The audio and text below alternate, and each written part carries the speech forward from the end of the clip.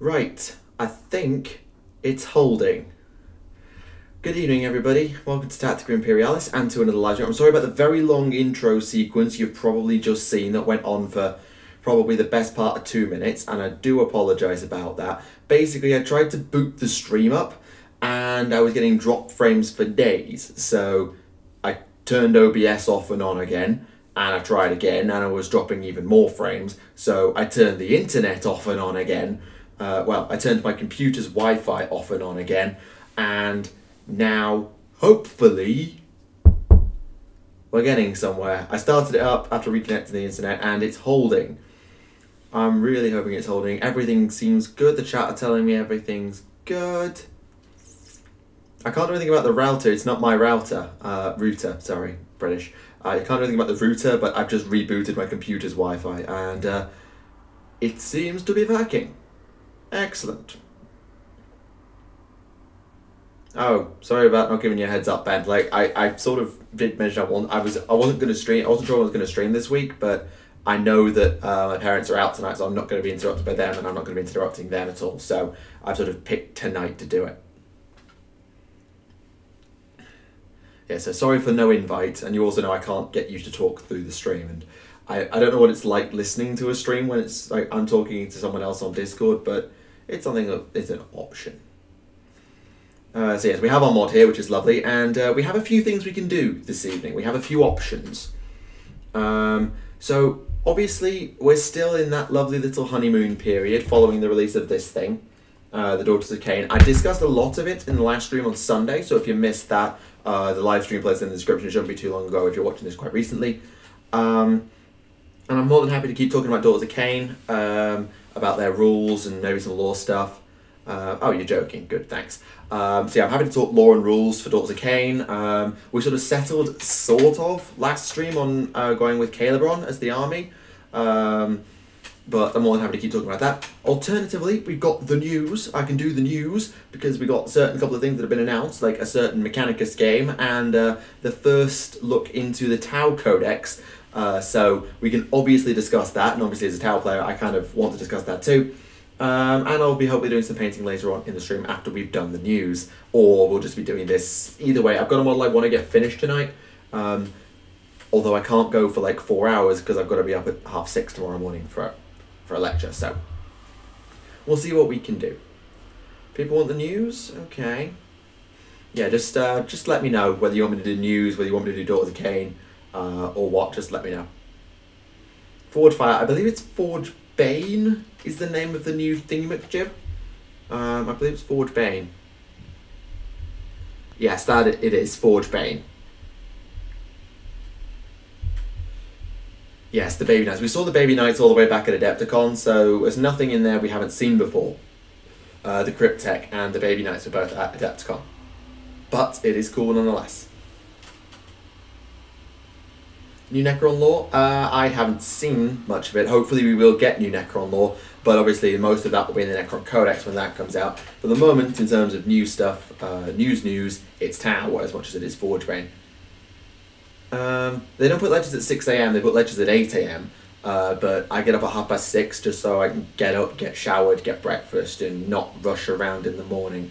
So I get up rather early. Realistically, because I'm not the sort of person that could fall out of bed and fall into a lecture theatre. I just can't do it, particularly when I'm in France and I have to be super switched on to hear everything that's being said because they're not podcasted, there's no microphones, and it's obviously being spoken and written in French, so I have to be properly switched on to make it work. So I can't afford to be going crazy late, though if we do go to for 3 hours and I get my model finished, I'm more than happy to do that. So just let me know what you want me to do, really, and I'm happy to go with it.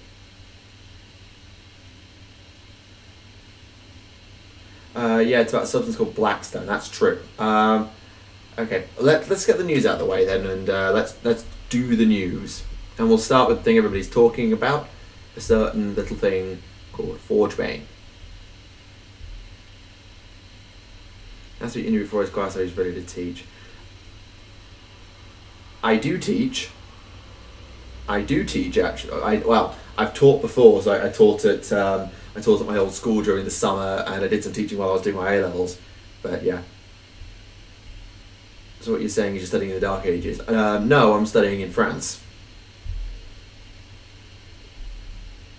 And let me just get this ready, make sure everything's in the right place. Yep, that's in basically the right place. Alright, let's talk about Forge Bane.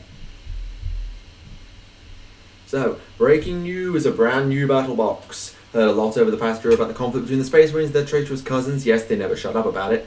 But in this set, we turn our gaze to another ancient evil rising throughout the galaxy. In Forge Bane, two venerable empires clash, diddly-diddly-dee. A tomb world following the opening of the Secret Maledictum. In the box, you find two armies along with rules and a new chapter in the lore as the Adeptus Mechanicus discover the secrets of Blackstone, a mysterious material with the potential to neutralize the powers of chaos or even amplify it to a horrific degree. Yes, there is a background here, so I apologise. That's just my computer being loud and noisy. I apologise for that. So Blackstone, I don't know if that's related to the Blackstone fortresses in any way. I'll be very curious to see if it's related to the Blackstone fortresses. Conflicts and diseases rising across the galaxy as more Forge worlds are found to harbour ancient and terrible secrets that'll serve them right. Right. So, more badass artwork, and some really cool artwork in here. So, there's the contents of the box. You've got a Necron Cryptek, which is the Cryptek we saw from not Adepticon, LVO. So that's him. He's right there. And you've got the Knight Armature Warglaves, and you've got two of those in the box. You also get a Tech Priest Dominus, 10 Skitari, they look like Vanguard, 5 Lichguard, 5 Immortals, and 3 Wraiths, along with the book for the box set and the actual rules. Some good stuff. Yes, do please behave. So we're being on the value of forces. I'll get to that in a minute. I think it's mentioned a little bit further down. So the Cryptek is the first plastic Cryptek, which is a nifty new piece of war gear that allows them to skim above the battlefield and repair your units. Yes, he has a pet spider now. The Knight Armature, a new lightweight class of knights piloted by knights in training, lesser members of noble houses, or just commoners with an uncanny knack for mechanized warfare. They're scouts, they range ahead and annihilate threats, shearing through vehicles or tank guns with the Thermal Spear and the Reaper Chain Cleaver. Okay, that's quite cool. I'm not sure about the heads. I don't know, the heads I could take or leave, but I do quite like the look of these things. Alcohol in a cloud chamber. I've not used a cloud chamber, so I don't know what the heck, if that's a reference to something. I'm afraid I can't really help you there. So these baby knights are actually Lords of War, and they make the perfect complement to an Imperial Knight, so I'm very curious as to why they're in the Lord of War slot. Like, what qualifies this thing to be a Lord of War?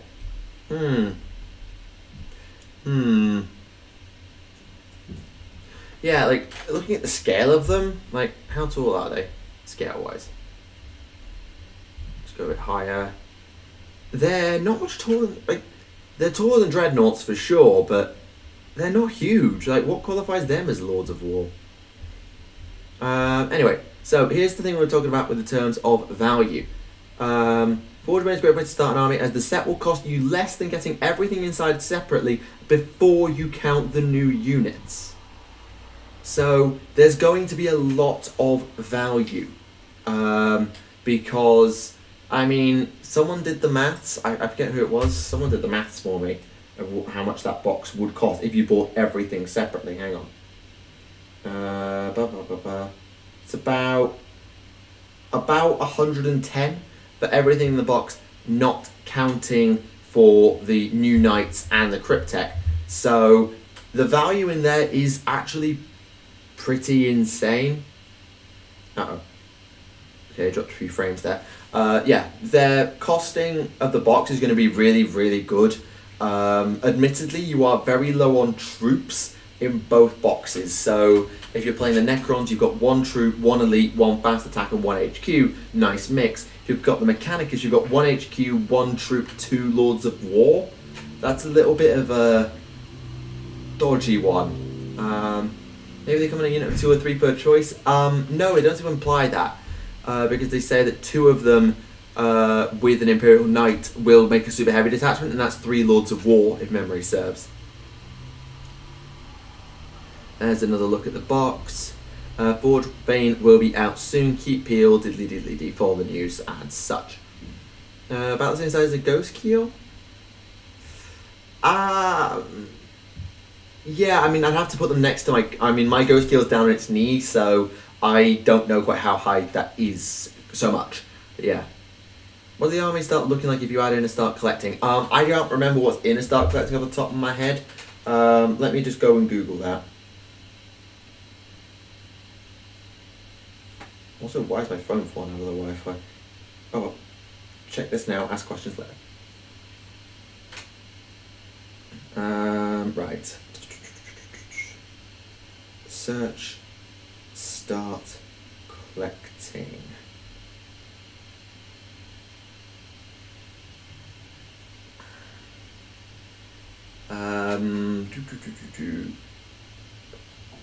Filters. Sorry, I'll speed through this. So if you go with start collecting Skitari, you'll get a second Dominus, 10 more Skitari. I think they're Rangers, although it looks like they can be built as Vanguard as well. Actually, yeah, these guys can be built as Rangers, can't they? Yeah, like looking at these guys. Actually, no, they are Rangers because that's a Transuranic Arquebus. So you get 10 more Skitari. Actually, I'm just going to leave it there. You get 10 more Skitari, an Onlink Dune Crawler, and a Tech Boost Dominus. If you go, that's Stormcast, Craftworld, Beast Claw, Slaves of Darkness, See All. Can I do that? Yeah, I can do See All. Stormcast Vanguard. Necrons will get you a Lord, 1, 2, 3, 4, 5, 6, 7, 8, 9, 12 Warriors, a Triarch Stalker, and 3 Scarab bases, so that actually makes a really nice solid army. Is there one for actually Adeptus Mechanicus? Or is it just Skitari that has one? Hang on. Sorry, I know this is highly unprofessional. It doesn't look like the Mechanicus themselves have one. So yeah, if you bulk it out with start collecting, you're looking at 12 Necron Warriors, a Triarch Stalker, a Necron Overlord, and 3 Scarab bases, which really does complement what you get there, because you get Lich Guard, Immortals, and Cryptechns and Wraiths, so that's pretty good. On the Mechanicus side, you get 10 Skitari, a second Dominus, which you don't really need, and you get a Dune Crawler. So, yeah, not sure. Where was I? Did you guys go sneak because it's lowest ever? No, it's just because it's stealthier. I don't know what that is. Can I just ask how the Necrons are supposed to take out 2 baby knights? War Scythes, Wraiths, Cryptech Shenanigans, Gauss Weapons, they can do it. At height of a Redemptor or Leviathan Dreadnought? Okay. Well, either way, that's Forge Bane. I think if you are a Necron player, you'll get a better deal long term. Although short term, I think the Mechanicus get the better deal if the Knight Armature Warglaives are any good. Because obviously these guys are brand new, so we can't really say how powerful they're going to be. Right, I'm just going to bounce. A good buy for Necrons, definitely a good buy for Necron players. Definitely. So if you're a Mechanicus player, you should probably look at it just for the value proposition of getting effectively 2 free knights. But if you're a Necron player, absolutely. Absolutely you want to look at this if you're a Necron player. Now, since we're doing the news, we might as well keep on going and let's talk Tau, shall we? Because of course the Tau, we've got their codex coming up very, very soon. Is it on pre-order this week? Or is it going to be on pre-order this week? It doesn't say. Doesn't say. Or does it? Hang on. No, it doesn't say when they're going on pre-order at the moment. So it could be they're going on pre-order this weekend. It will probably be next weekend. Okay. Oh, Europa Universalis. Right. Okay. I didn't know what your shorthand was. God, they've actually given Necrons some love. Yeah, you could say that definitely. Right. Let's do Tau. And boing. The Tau Sept Hammerhead gunships, and breacher teams. Now, no, since they're not finally getting done at the moment. We'll be going up this weekend. There's no evidence that it will, just because I think there's still some Daughters of Khaine to come out, that being the Kinnerai. So Marathi is out and the Daughters of Khaine Battle Tome is out. The Melisai are coming out this weekend. The Kinnerai are still not out, I don't think. Or they might be out. If they are this weekend, then okay. But it just doesn't say on the posts, that's all. Right, so we are getting 6 sept tenets for the Tau Empire. Bork'an, Tau, Farsight Enclaves, and we believe Delith, Viola, and I think it's a Seer. I would think it's a Seer, but I can't remember. Something happened in the game which made me go Deus Vault. Oh, right, fair enough. So this is the Tau Sept itself. It looks like a lot of things are staying pretty much the same. It's like for the greater good and stuff, because it gets mentioned, and they don't mention the fact they've changed it. So, the Tau Sept, the orange ones. Perhaps none are as fanatical in the pursuit of the greater good or drilled as hard as those he held from the core world. This is reflected by their tenets, coordinated fire arcs. When a unit with this ability uses for the greater good, or when they fire Overwatch whilst they're within 6 inches of a friendly Tau Sept unit, which means that you don't have to be actually using for the greater good, you just have to be nearby, you hit on 5s irrespective of any modifiers. That's a nice improvement. It's going to rely on you castling up, which is a down, but it is an up because, well, Tau's Overwatch wasn't that intimidating in the Index era. Like, charging Tau was something you could do and it would hurt, but it would hurt to charge Tau, but you'd still get through it in most cases. Admittedly, this combined with the fact that you can Overwatch ad infinitum is pretty powerful. Fair enough. People want to paint? Go for it. I'll probably be painting a little bit later. Excuse me. So I'm quite happy with that. It makes sense, and it I don't know if it'll be the most powerful because we haven't seen them all yet. At this point, we've only seen Tau and we've seen Bork'an, which I'll do in a minute. We're getting Farsight Enclaves tomorrow or Wednesday or whatever day this VOD goes out. It might we'll probably put it out tomorrow. So we'll get Farsight Enclaves tomorrow, and then after that we've got a couple more to do. But yes, nice and fun indeed. So that's the main thing for the Tau set. They've got a couple of stratagems as well. They've done it in a slightly different way, so they're just units as they go along. So let's talk about the Hammerhead because they've buffed it.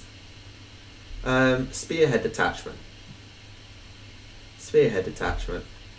Which one's that? I can't remember. So Longstrike's gunship treats the number of Markalite counters on an enemy unit being affected by the Markalite's ability as being 1 higher. Just kind of like, Markalites at some point just stop being ridiculous. Now once you get 5 hits with Markalites, that ability is utterly useless. And a lot of the units in the middle, so like Seeker missiles, are borderline useless. So it's something it's a nice to have, but it's not great. You'll be taking Longstrike for his other abilities, not for the battlesuit. Currently planning points beyond 1,000 for Slanesh. Fair enough. Ouch, lab report. Yeah, I sympathise with lab reports. Had one a couple of weeks ago, which was due on Friday, and I'm going to have another one this week, and then another one the week after, and then I'll have another extended one the week after that, and then probably another one the week after that. Lovely, lovely, lovely. It's kind of lame. Yeah, I mean, the Tenet is quite good, but the battlesuit ability is very lame. Remember you could kill flying monsters with Markalite? I mean, you had to do a lot of stuff, like you had to, or you needed to land 2 hits on, you needed 2 6s to get your ballistic skill up and to ignore the effect of cover, or to ignore the effect of jink. So it's not stellar. Finally, breacher teams have a stratagem, which is general for them. This is not for Tau, this is for them. If a breacher team shoots at an enemy unit in cover, reroll to wound against it. So they still get the benefits of cover, which is a very nice bonus for the enemy, because ignores cover and this ability is very powerful. And it does say that it's gaining the benefits of cover, so if it's been marker lighted or some other ability is on it that makes cover be ignored, well, this stratagem cannot be activated. Rerolling to wound is nice, but bear in mind that with breachers, your wound rolls are not the issue. If you're right up close, you're like strength 6, so you're probably going to be wounding on 3s anyway, which is fine. It's your hitting on 4s that is mostly going to let you down. And you might be wounding on 2s against certain armies, so it's nice for a command point, but it's now special. Although it does mean against things like, as they mentioned here, High Fleet Jormungandr, you'll effectively be getting a lot more rerolls than you should. And then for 3 command points, a Tau Sept stratagem, a focus one for this Sept. If you put an unsaved wound in the shooting phase, spend 3 command points to add 1 to wound rolls for any other Tau Sept unit from your army that targets the same enemy unit. So, as they say in the article, ping something, and then you can ruin it. Fly up, then dismount and eviscerate some scouts. Yeah, but the problem is, as I say, it's not the wounding on 3s that's the problem. It's the hitting on 4s or worse. It's nice, but also the problem is it doesn't really play in. I do like it, and I do like breacher teams, but it's not gonna change the world, that's for sure. But it's only 1 command point. It's just not gonna change the world at all. I mean, this focused fire stratagem, this is powerful, because the amount of times you just end up doing ship damage. Fire warriors do not wound a knight on 4s, do they? I thought they wounded it on 5s. I mean, yeah, because I thought knights were like toughness 7 or 8. Ah, for focus fire, right, that makes more sense. Yeah, like I say, you plink something off with like a Seeker missile maybe, a ping with a Seeker missile, 1 sneaky drone shot gets through, you spend 3 command points and your opponent and your army can just focus that unit down and utterly ruin it. Use marker lights, burn marker lights. You don't burn marker lights anymore. Marker lights have completely been reworked in the Tau Index, so they're not counters that you accrue and then spend. It is, you have, for every marker light hit you get, you go up this table and those effects all stack and stay on. However, they're not as powerful, so it's a bit harder to get ignores cover, but you'll have it for all your units that turn. It's a bit hard, it's way harder to get +1 to hit, but everybody will benefit from it. Is it mere the rules based on Imperial propaganda or the whole weak Xenos? The law might be, I don't know, like, Eldari is still very powerful. Inari were very powerful at LVO.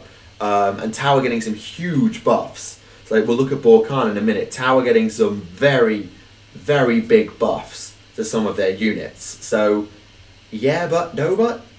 Yeah, but no but is probably a good way of putting it. But yes, I like this stratagem. And of course, as they say, if you get through that, then you're fighting against Tau Sept, who have benefits to Overwatch. So it's pretty nice. It is pretty nice. Now, just need to quickly jump back over to here. Nope, wrong button. Wrong button, sorry, don't panic. Right, let's just go and get Bork'an.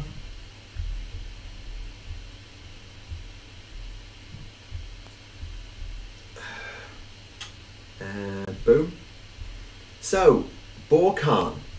This is the science set. This is actually the Earthcast sort of prime world, if I remember it correctly. A lot of the universities are based on Bork'an, and it shows. Models with this tenet may... what's that? Zeracana will be costly edition at 600. Oh, okay. There's one auctioned in classic looted wagons. We shall see. Streaking Markalites, does Long Strike get to reroll once? Always his ability lets him get one Markalite higher than it is. I guess. That might be something you have to FAQ. Is like, is it superior if there is a Markalite counter, or is it as if he's got one Markalite on always? That's a bit of a wonky one, and we'll have to get that one FAQ'd, I think. So, Bork'an. Models with this tenet may add 6 inches to the maximum range of rapid fire and heavy weapons that they are armed with. For the record, that is a lot of guns. Not all of them. Do I have my index? No, I only have chapter approved with me. I don't have my index with me to check quite how many guns that applies to. But obviously that applies to your infantry, so your fire warriors are getting a massive boost. Your pathfinders, if they're using ion and rail, are getting a boost, and Markalites are getting a boost. Yes, that's also true. The table might have changed. We'll see. So yes, Markalites get a boost. Pulse rifles get a boost, but carbines don't because they're assault. Rail rifles, all rail and ion weapons get a boost, with the exception of maybe the cyclic ion blaster? Yeah, I think the cyclic ion blaster is assault.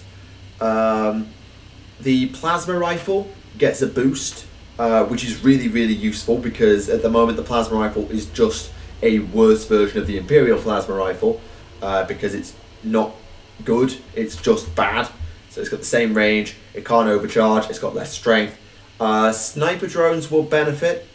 The Riptide will benefit because that's got big guns. The Ghost Gear will benefit.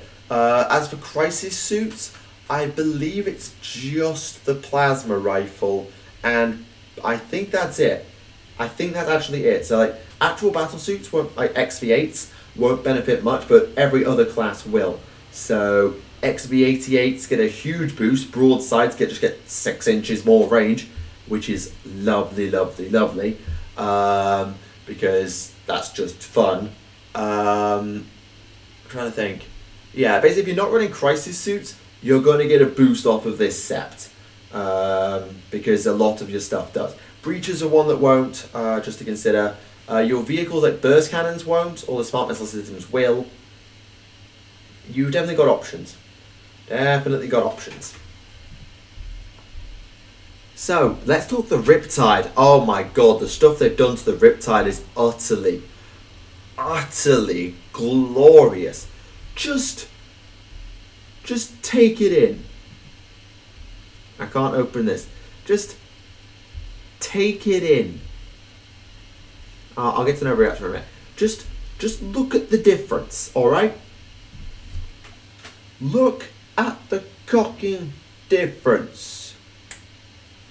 Okay, index, heavy burst cannon, heavy 8, strength 6, AP 1, damage 1.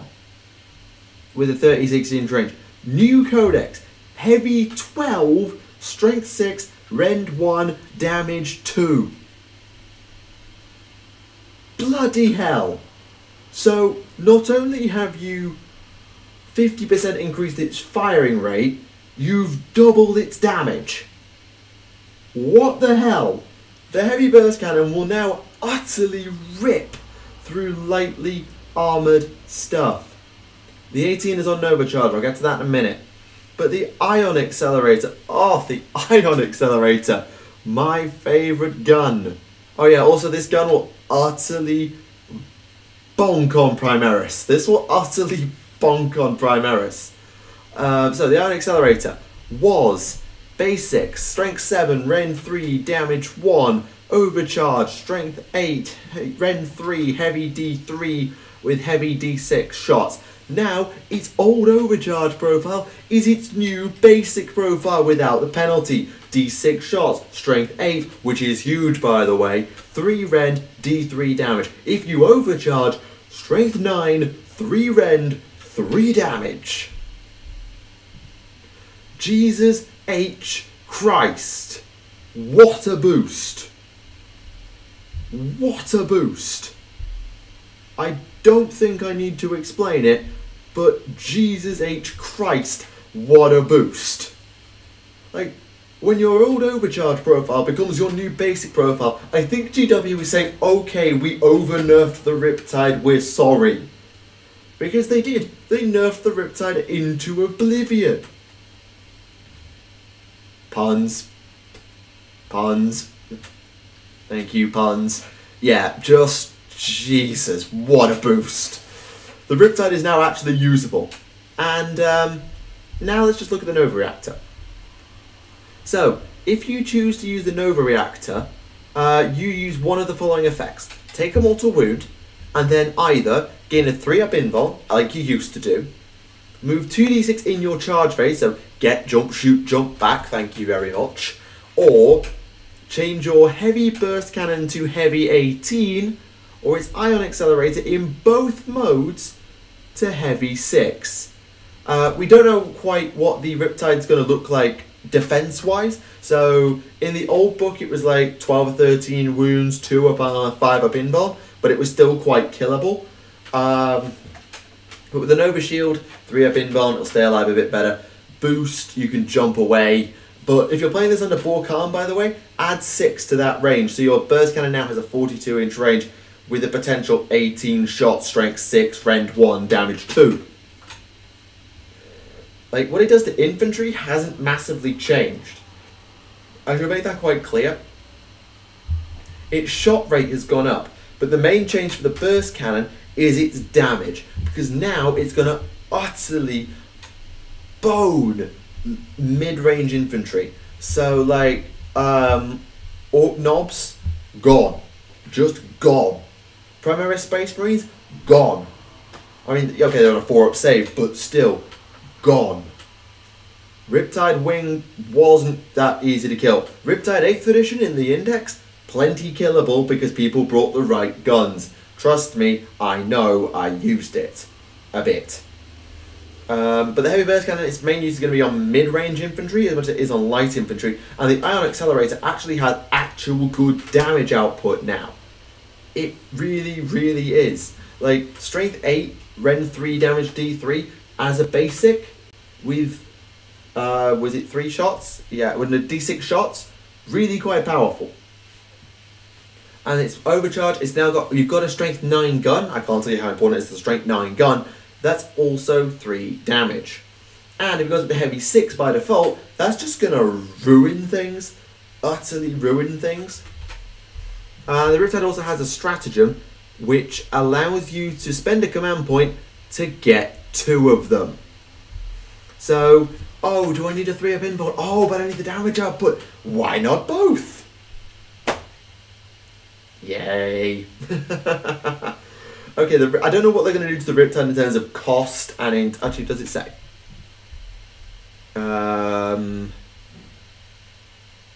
Hit harder and have more shots. It doesn't say about its defense or its cost, so we'll see.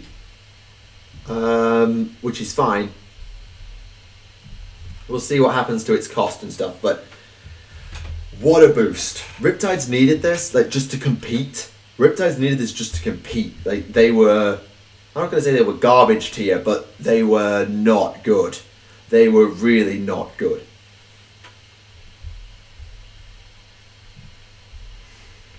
So the other thing they wanted to bring attention to is a Storm Surge.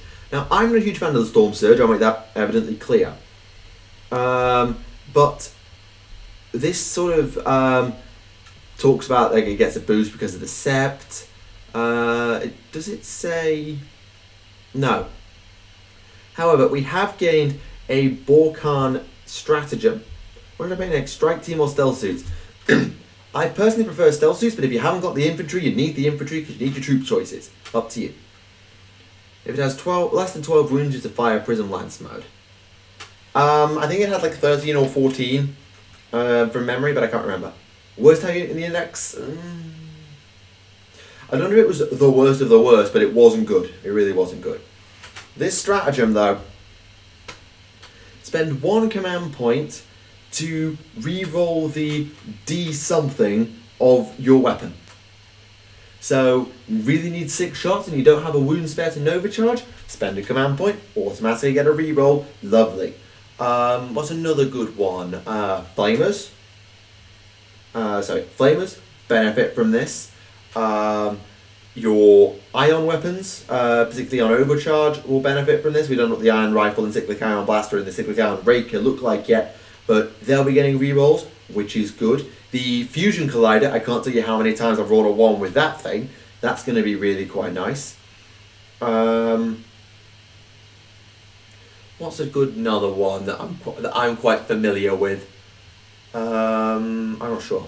I have to say I've watched all your lore videos times 10. They're great. Thank you. Well, thank you very much. And yes, Farsight tomorrow. I can't stream tomorrow because, well, I could, but I can't really. And I've got family over this weekend. I've got my family coming out, so I'm not sure I can stream this weekend either. I'm going to try and stream Friday night, and then I'm going to be sort of off the grid until Wednesday. But yeah, that's the sort of plan. Is I might try and stream Friday, catches up on all of this, because I really want to discuss the Farsight thing, whatever it so happens to be. I just want to know. But yes, anyway, fun for the Tau. Genuinely, there's some really exciting stuff in there, and as much as Tau were not great in the index mode, they were certainly in need of a boost. You can say whether they were garbage tier or they were alright, that's up to you. But they are getting a huge amount of boost out of this. The Tau Sept looks quite nice. The Bork'an Sept is arguably better in most cases, but we can't see. Starts looking poor in melee, hate to see that. Well, yeah, mostly they will. Farsight Enclaves, we'll see what they do with Farsight Enclaves for melee. But generally Tau will hit on 5s in melee, so they generally do suck. But yeah, Tau Sept with his Overwatch protection will work against certain armies. The long range of Bork'an for their rapid fire weapons will benefit them massively. And for heavy weapons as well, huge boost. I think Bork'an is probably going to be the most powerful over the two. Of the two, I think Bork'an is more powerful, but I wouldn't want to say for sure. We haven't seen the whole gamut of stratagems and relics yet, so can't really be certain until we get the book in our hands.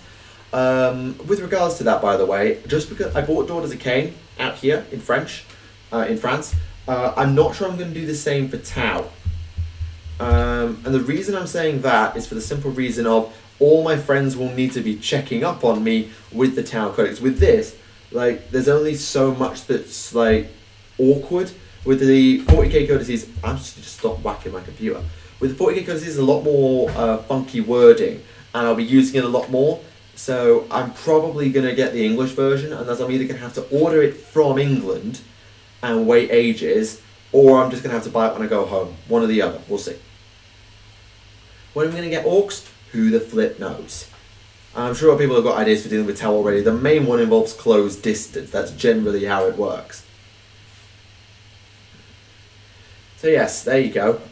So that's the news. That's the that's the short version of the news. We also get a little bit about the Warhammer World Expedition Centre, Warhammer Live. Yeah, there's nothing much there that I think we need to urgently discuss. How are we doing? Yeah, seems like we're doing okay. So yes, that's the news.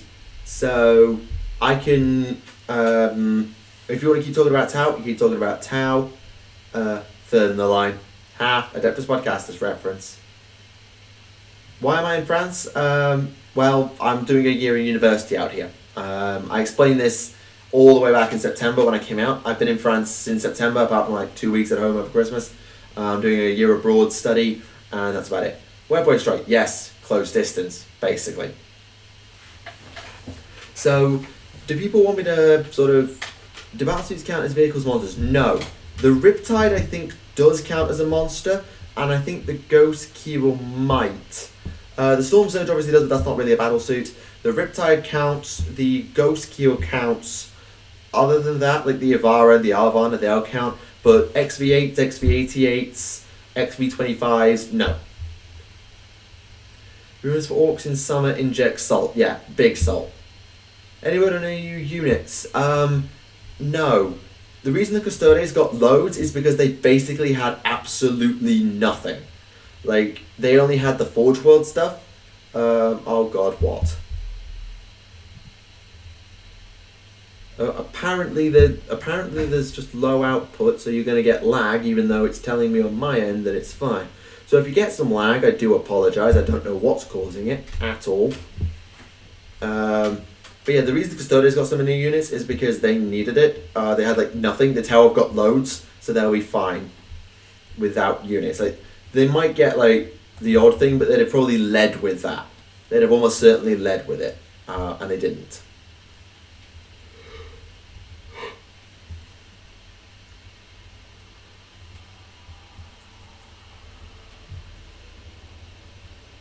Actually, I might take a slightly early break, get a drink, and you guys sort of have a little discussion. As like, yeah, low frames. I had a feeling. I don't know what's causing it at all. Well, I do. Apparently, my encoder's overloaded, but it says that like 90% of the time, and it's fine.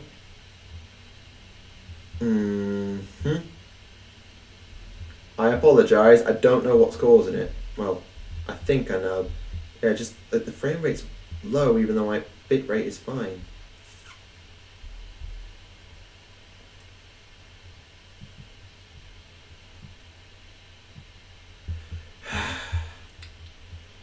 Technical difficulties.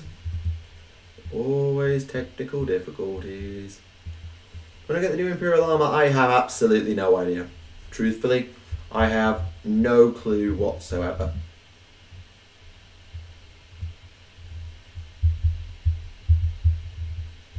The audio is good. Yeah, I knew the audio would be fine. That the audio is never the problem. It's always the video. So I do apologize. But if you're just listening in the background, then it's fine. Yeah. Does Meraki count as a demon in her snake form? I don't think so. Hang on.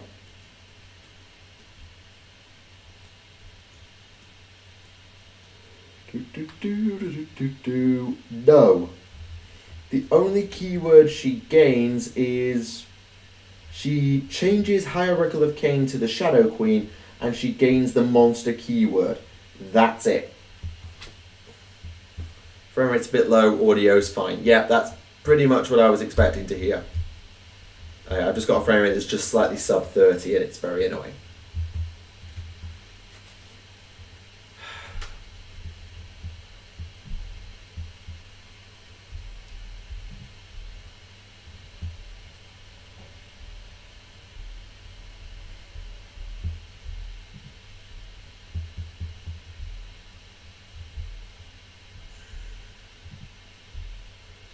Nope, I don't know. Chapter period updates for some Forge World model point cost at least. That's true. Yeah, it did. That is true.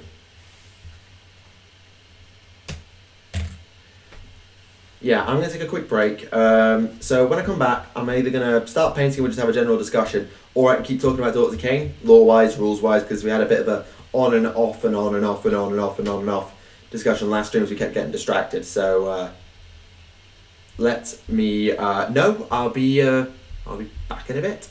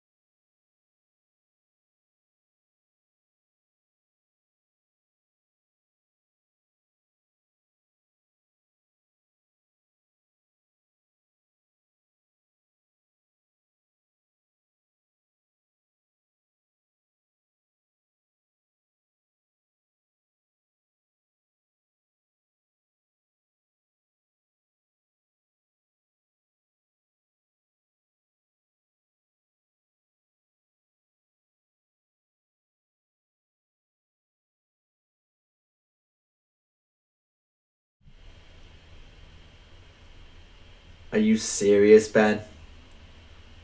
Are you genuinely serious?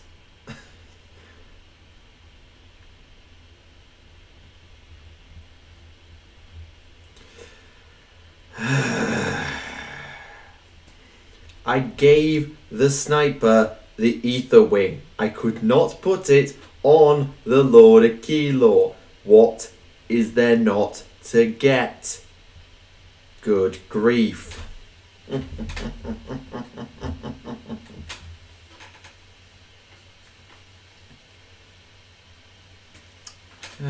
Whatever.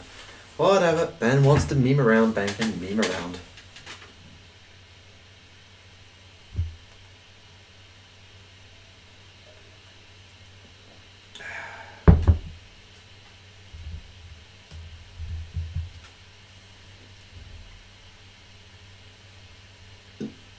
Excuse me. Right. So, what's the plan? Demons are a bit short on shootings. I thought maybe two. It depends on what demons are you playing. What demons are you playing? Because you've got Khorne, you've got skull cannons. If you're playing Tzeentch, you've got a lot of shooting, like flamers, and then you've got all your psychic. Nurgle, admittedly, is very low on shooting. And Slaanesh the same. So, yeah.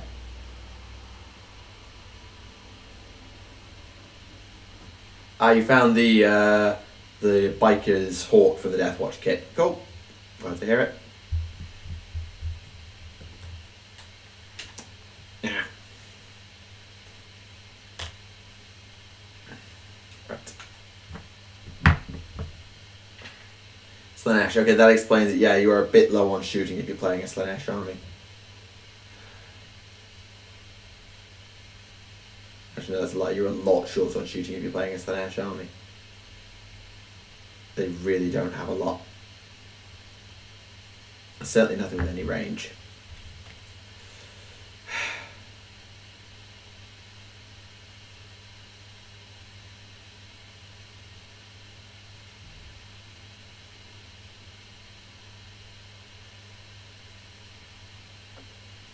Top 5 favourite legions. My favourite legions sort of generally align with my favourite Primarchs. So like, the Thousand Sons are right up there.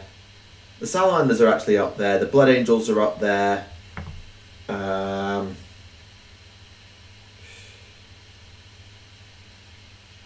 Probably I would put the Night Lords in there, although I do find them rather questionable and a bit less relatable than Kurz, though I do really like Kurz. Other than that, I'm not sure. Yeah, definitely Thousand Sons number 1. It's kind of obvious why.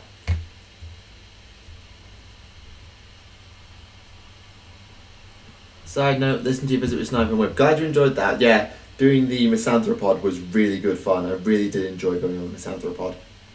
So, thank you. What am I painting? I'm painting the last of my Vanguard Hunter Primes for my Stormcast Eternals. So I've just got to finish this guy, 2 more guys, and then 3 Vanguard Paladors, and the army is at 4,000 points. And then I just want to get to 5,000, and then I'll probably finish a town called Malice off at that point, although I'm not sure because, like, how to explain it? Because I want to cap off a town called Malice with like a really big, impressive unit. Like, ideally a Star Drake was what I was thinking. Just to cap off the army, just have a really big centerpiece model, cap off the army and done. That's not going to pan out whilst I'm this side of the pond for the simple reason of logistics. I would never get that model home again. So, given I've got probably enough stuff to do another 3 parts of a town called Malice, that's another 6 weeks, and I'm not going back to England for another like 6 weeks after that. I'm not sure what I want to do, unless I want to make like a bonus part when I get back to England just before Daughters of Khaine, just to get the hobby juices flowing again. Or I could just keep getting more stuff, get to 5,000, do another maybe like 2 episodes, and then call it call it done at like about part 14. I'm not sure. I'm honestly not sure what I want to do, because in September it's going to be an Elfen Adventure Season 2, because Daughters of Khaine. Yeah. Do some tries to the under-ins and that's 6 inches. Ouch. Hint for tomorrow's podcast? No. Well, what I will say, it was a very good episode for the animator. I'll say that. It's a very good episode for the animator, should he have the time. Because obviously we're very grateful for everything else, but we know obviously people have lives and priorities, and they come across as a college student, so I understand being very, very busy. Have you ever tried getting into Forge or Taurus Heresy? Yeah, I do. I own Magnus the Red. I bought the Burning of Prospero, the box set that GW did, and someone got me, Kieran got me the Thousand Suns Standard Bearer and Legion Champion for Christmas last year. Yeah, because this year I got my Lord Relictor and Randus Hammerhand.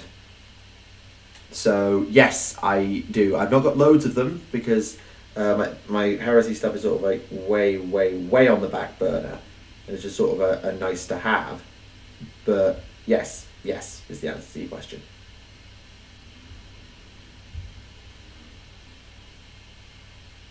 I'm British. If my accent wasn't super clear, yeah, I am definitely British. I'm in France just on a study year, and it will I've had thoughts about whether I wanted to come out and live in France permanently, but this year has probably put me off the idea. I'll say that and leave it at that.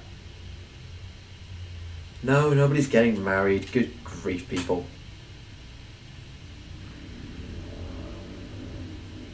I know exactly what that's in reference to, but no.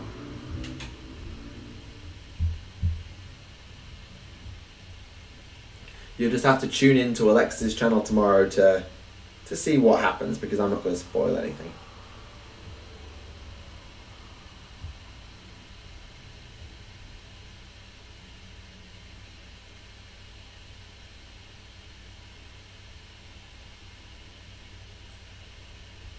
Yes, I am a northerner. My accent is it's not the strongest, thickest accent in the world, but it is definitely a northern accent. Definitely from up north.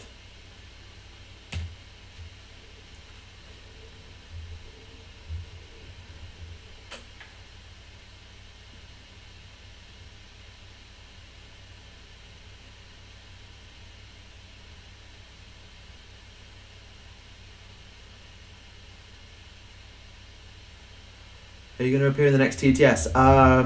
If I am, I haven't been told. If I am, I haven't been told.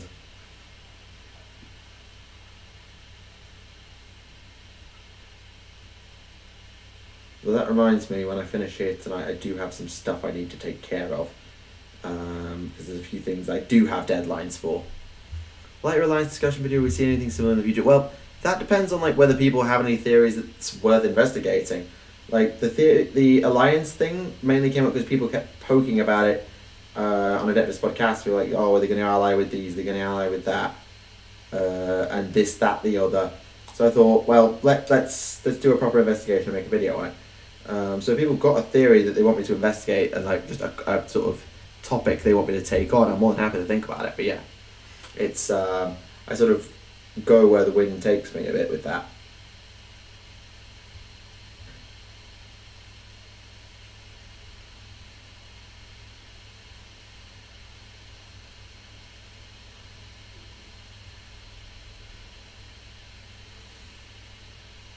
As far as we're aware, Alexis is staying stateside.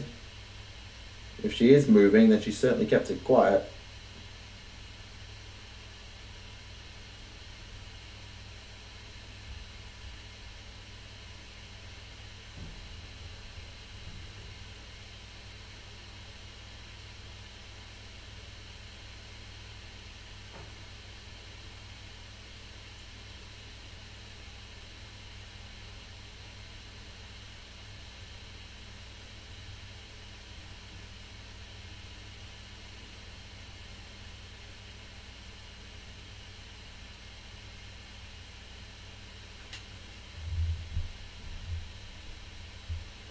Yeah, she is a New Yorker. And she'll probably stay that way.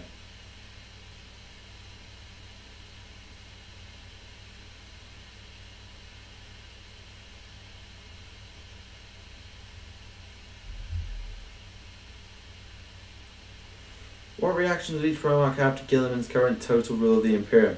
They're probably a mix of I told you so and well, if anyone was going to, it's probably best it's you, to what do you think you're doing, to whatever.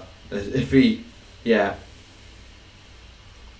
Like the idea of the video series of you and Rose doing theory discussion. The problem is, like, you notice the way Remlaze and I sort of run our two channels in terms of theories. Like, mine are much more like, here's a series of evidence and here is a conclusion that I have come to and I alone, and I encourage you to come up with your own. And Remlaze is a bit more guided than mine. Mine's a lot more open. Like, we did one together. We did the whole Is the Emperor a Chaos God, which is, I think that's got over 60,000 views. I think it's definitely the most popular video on the channel, like, ever. So, hold the phone. Oh, excuse me. Any thoughts on the Forge Bane battle set? Yes. I discussed it at the start of the stream, so it looks really, really good value, particularly for Necrons. Yeah, 64,000. Yeah, particularly for Necrons, really, really good value, and the lore intrigue is also there, so yes, looking good. Looking good. I like the look of that box set, I do.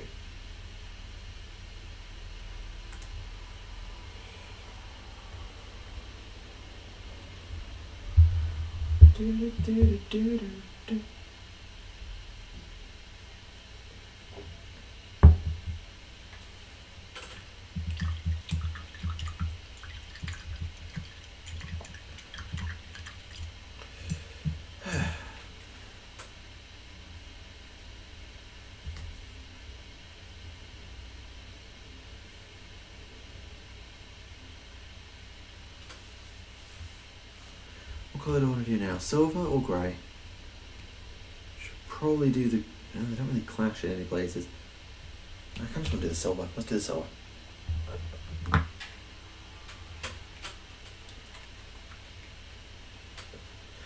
Is there any 40k dream model from GW or Forge that you want? Probably Wazdaka Godsmack.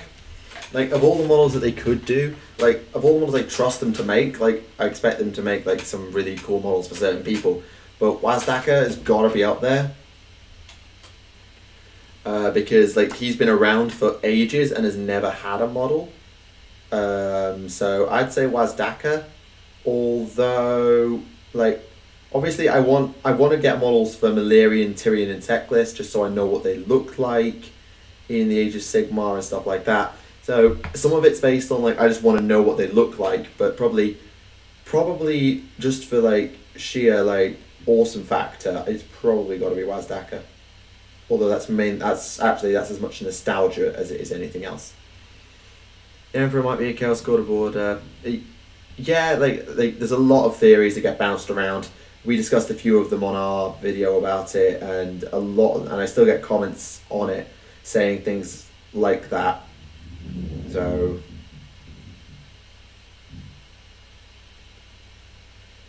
can you describe what the Daughters of Khaine playstyle is in a nutshell? Run forward, hit face.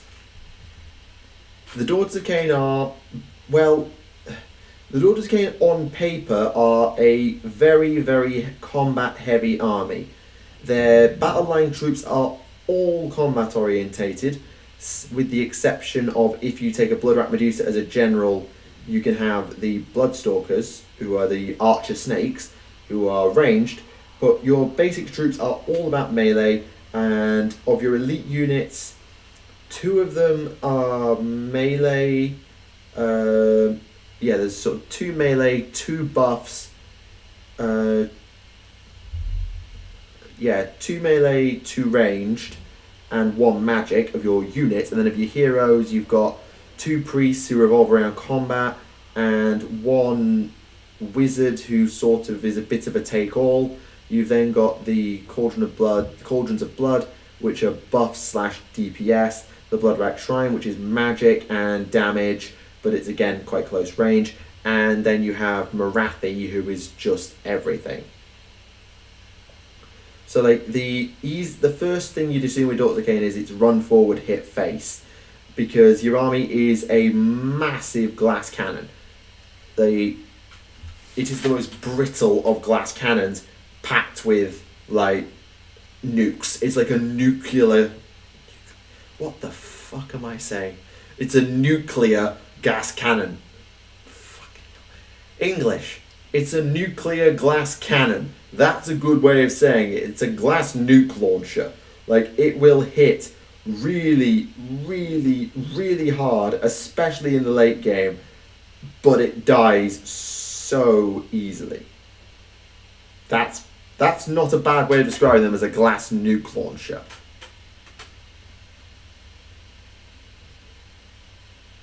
Stab, stab, stab, stab, stab, stab, cut out heart, stab, stab, stab, offer heart to Khaine, stab, stab, stab. That's, for a witch elf, that's about right. For a witch elf, that is about right. And a death hag. Oh, sorry, hag queen. And probably a slaughter queen. And probably a sister of slaughter. Yeah, if you're not a snake or a harpy, actually, if you're not a snake, that's pretty much what you do. Stab, stab, heart offering, stab some more.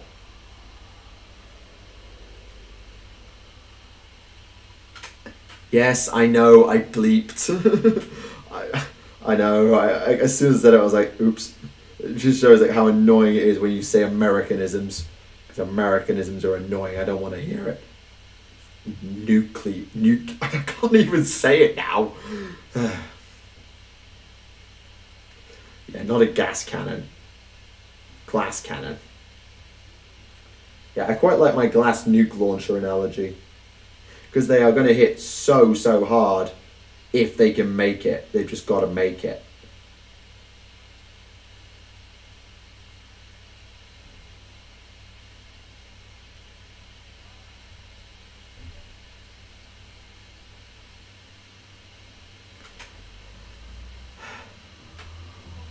Why the Daughters of Khaine mostly female? Because Morathi. I forget exactly what Morathi's logic was. I'd have to like finish painting this thing and see if I can reason with it. But back in the day, in the world that was, almost all witch elves, well, witch elves were all female. And basically Morathi, all male elves in the Daughters of Khaine, are effectively servile. That's the difference. So like, of the souls Morathi recovers, only the strongest get made into the daughters, and any male souls or weak souls she does get are just created into serviles. The only ones that get anywhere are the Doomfire Warlocks, who sort of get shadow magic somehow, and you can just use it. Like, Morathi's not super keen on it, and they're rising above their station, but that's about it. I forget all the details though. You're telling me they'll be fun to play against with my flesh? She goes, oh yeah. Like, if you're playing two combat armies, it's going to be an absolute carnage fest. It's going to be an absolute carnage fest if you play them with Flesh Eater, against like Flesh Eater Courts, Chaos. It's just going to be an absolute murder frenzy, and that's just ideal. So yeah, against Flesh Eater Courts, great fun. Against Stormcast and other really, really shooty armies, not so fun. Servile is another word for like servant, slave, second-class citizen, don't really want to exist. That sort of meaning. Let me see if I can. Don't touch the silver. Don't touch the silver. Boop. Let me see if I can. Elven Souls. Yeah. They're not down to his shadows. Elven Souls.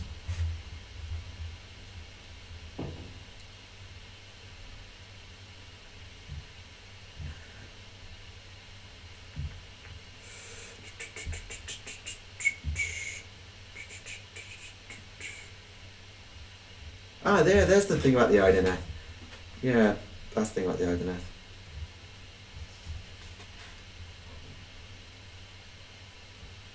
Yeah.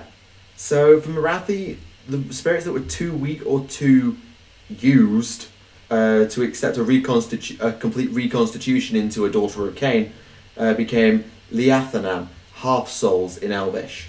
Little more than slaves, these somethings form a masculine worker class which serve the women of the Khainite cult. That's kind of it. Like, it's just Marathi said so. Yeah, the other Khaine worshippers who were male are the executioners, but we don't really know how they fit in anymore with the Darkling Covens.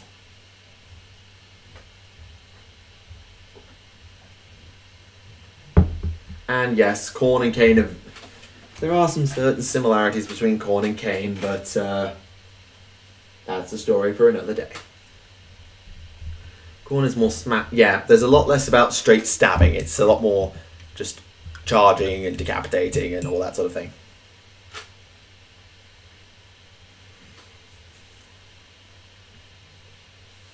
Not required, but encouraged.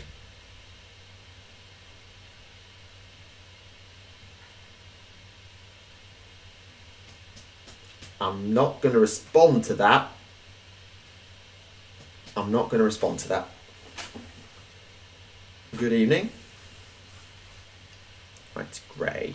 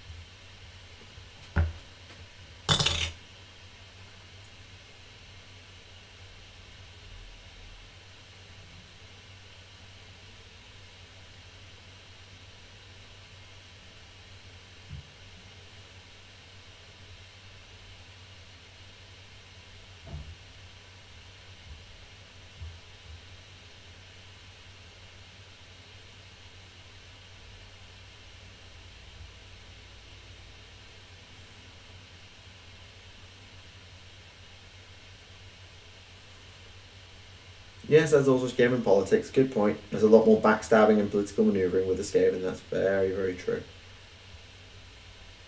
I think that's still true. Like, we've only had Skaven Pestilence up to this point. What armies have you played against your Stormcast Vanguard? Not many. I've run up against Seraphon twice in the battle reports that you've seen. I've run up against Slaves to Darkness, and I had a very odd sort of like mega match multiplayer thing against Mixed Chaos. And in that, I mostly faced off against like Skaven Storm Fiends, was like the main thing that I fought in that game. And then half my army got deleted by Tzeentch.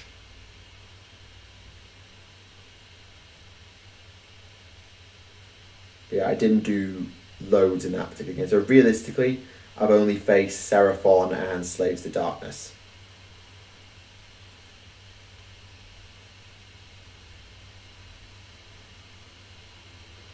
First historical person to drink from the skull of their enemy, as far as I'm aware. Fair enough. That's a fascinating piece of history right there.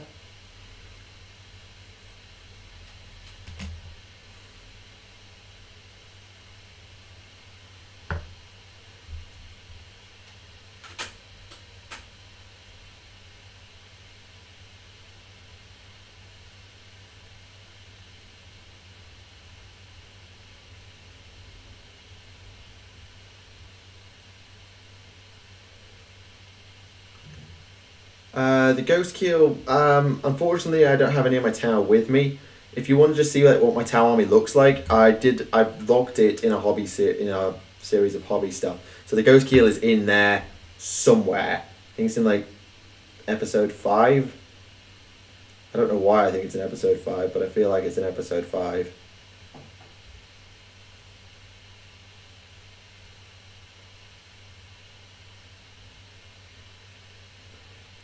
Ended up with that Khorne Demon Prince. You mean Doombreed? Yeah, we're not quite sure who Doombreed is.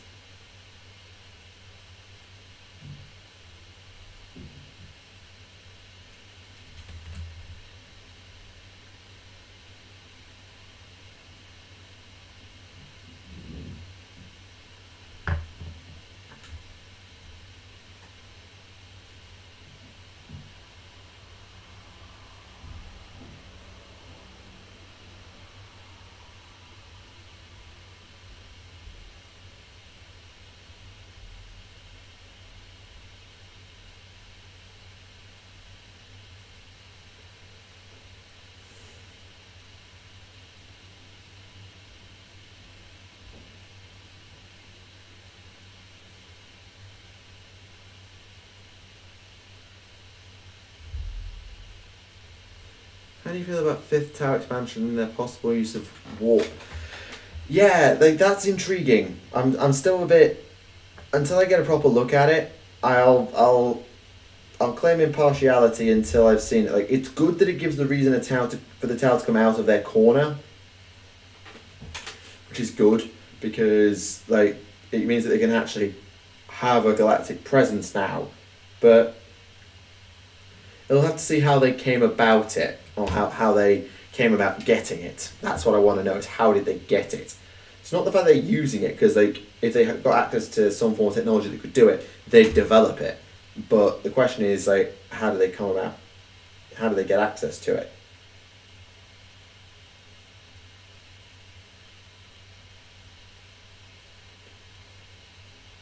With Fiends of Slaanesh get plastic models. Yeah. To be fair, like, anything that isn't plastic, getting a plastic model has to be something to be hoped for.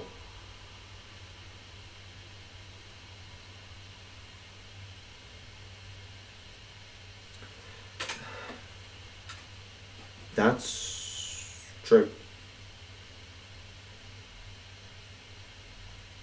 I don't really know what to say to that. That's just true. That is a very cornate way of doing things, both for the Blood God skulls, for the Skull Throne of Khorne and all of that.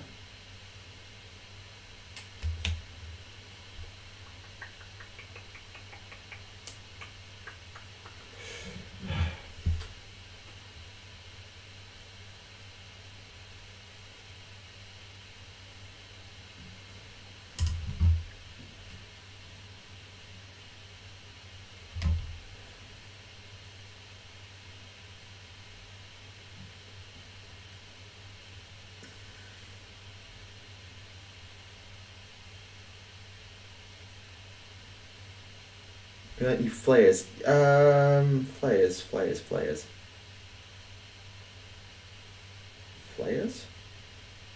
First thing that makes me think of is Necron flayed ones, which I agree. I actually had some flayed ones and I never painted them, but I'm not sure what flayers are.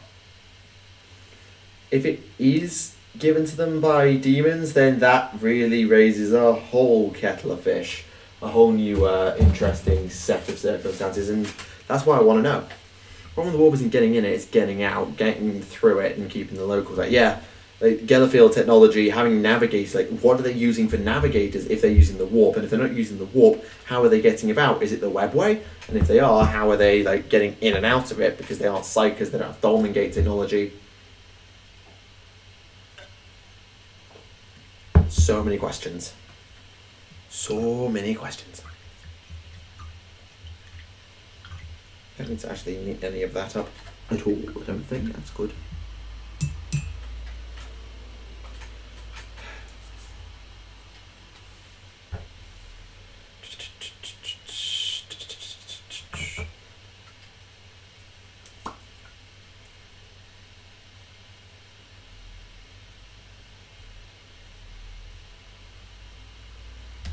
Ethereals? I can't see them risking the Ethereals. I can't. Like, I know they're so venerated. I know they're super venerated, but we don't know if they are psychic. And if they are psychic, are they like warp sensitive in the same way that navigators are? Because the navigator gene is exceptionally different to just regular psychers. It's different again. It's a whole different subset of mutation. So it's hard to know. I want to know, but it's hard to know off of nothing.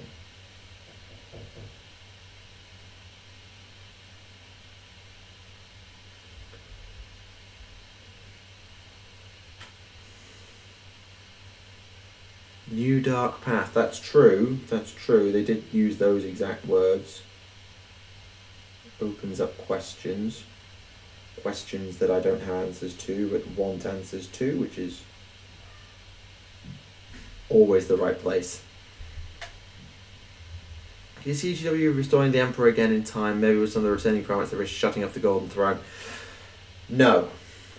I don't think they're actually going to... like, as interesting a plot point as that would be, I think it would just completely break the mythos to turn off the Golden Throne. I think it's just completely mythos breaking. Like, the whole point is the Emperor is stuck on the Golden Throne. The Imperium is teetering on the brink of destruction. Sure, it has hope now in the form of Robert Gilliman, but if the Emperor's back, then the Grim Darkness just isn't the same. So I think they have to leave the Emperor on the Golden Throne forever. I do.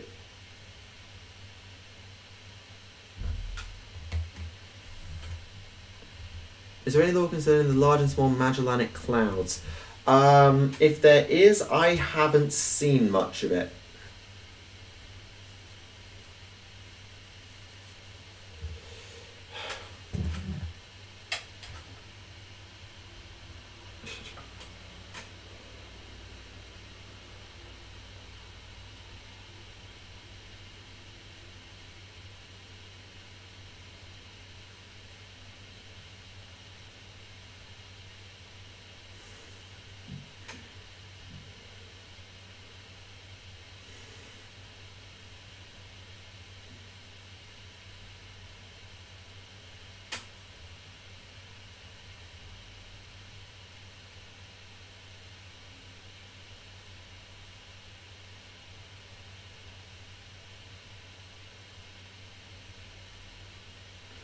Good point. Risk creating it.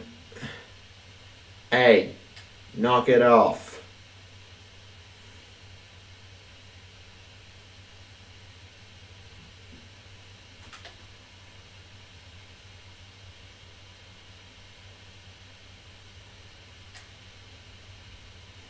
Thing is, if they shut the Golden Throne and the Emperor dies, well, Terra dies. And then the Astronomicon goes out and stuff. So if the Emperor dies, the Imperium dies, so they can't really do that. That's just it.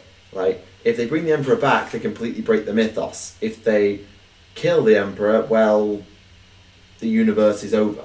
Like, that's it. End. Finite. For humanity. That's just it. It's over.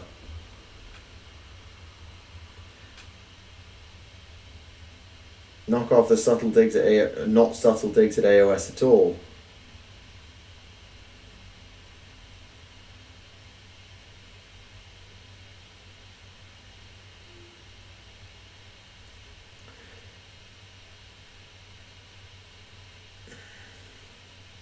The death of the Emperor wouldn't be a new dark age, it would be the end.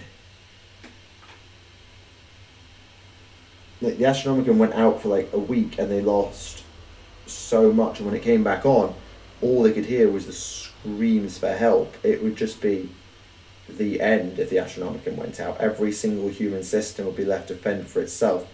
Every ship travelling the warp would become lost and be destroyed or converted or consumed. It would just be the end. You cannot kill the Emperor, for to do so ends the universe as we know it.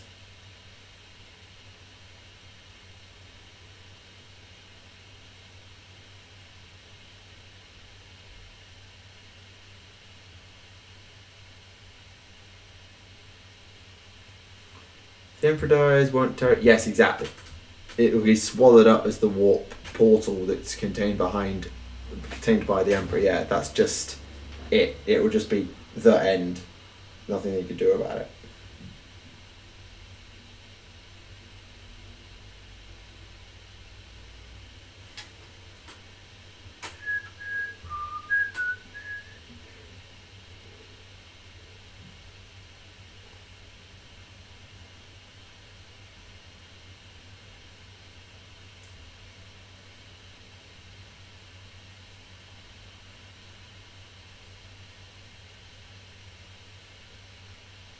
And Francisco, I'd like to know what to expect.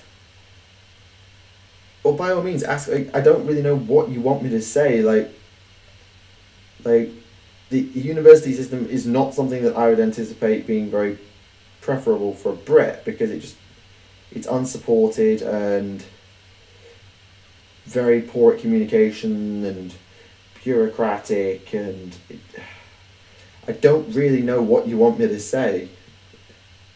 Because it varies massively, probably from city to city and uni to uni. if it's anything like the British university system, it will vary absolutely wildly.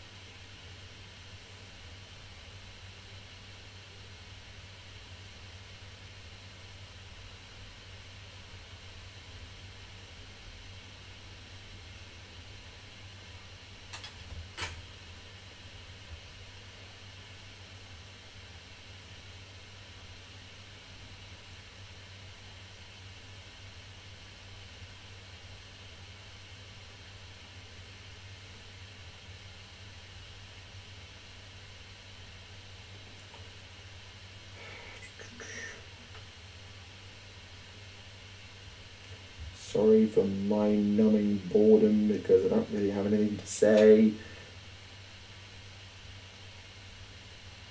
And also this is rather finicky, so I just want to get it right, which means I'm concentrating, so I'm not talking.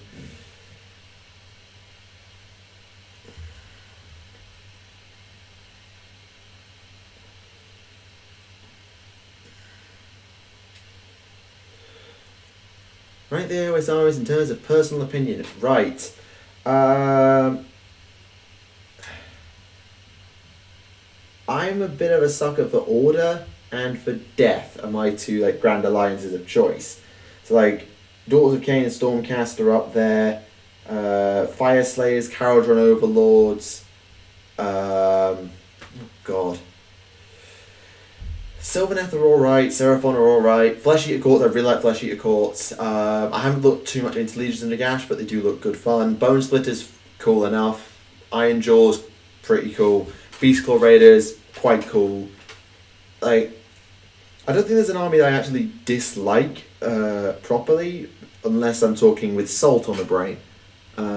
So, realistically, I haven't really got a problem with one in particular. But my favourites are probably Daughters of Khaine and Stormcast are probably up there, along with Fire Slayers and Flesh Eater Courts. Unsupported. Logically, what I mean by unsupported is effectively you don't get the same level of help with homework and study. I don't know how this will apply to every course, and obviously I'm coming from a very, very good uni back home, but at home you would have what we call tutorials. So an hour a week, you'd go in, see a lecturer, you do go over homework that you've done throughout the week. It would be marked, you'd have work solutions, you'd go through it, that sort of thing. End of lectures, you'd go and pest the lecturers. The lecturers always had notes, really good online notes. There were massive amounts of past papers available. You felt supported and like you had stuff to practice on. And that's what I mean by supported. You don't get that here. You get the occasional bit of workshop work, but half the time it's just left to you to do, and you don't get any help with it. There are basically no past papers, basically no online notes, and no way to get access to anything. You definitely don't get the same level of help from the university academically. I don't know about Tyranids being immune to Chaos Corruption, because you have the Genestealer Oracle, which is a corrupted Genestealer Patriarch. As for Tyranids into the Warp, that happened in the Devastation of Baal.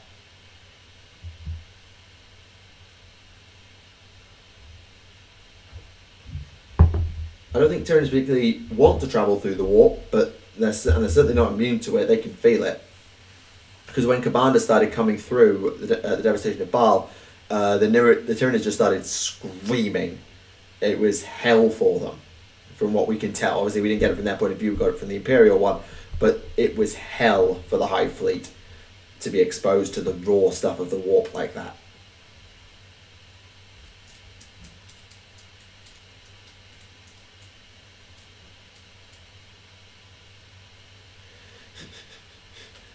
Inquisitorial banter. Right. I just want to do the black just to touch up on the ammo packs. Is there anything on here I need to fix? How's the leg? Actually, the leg's fine.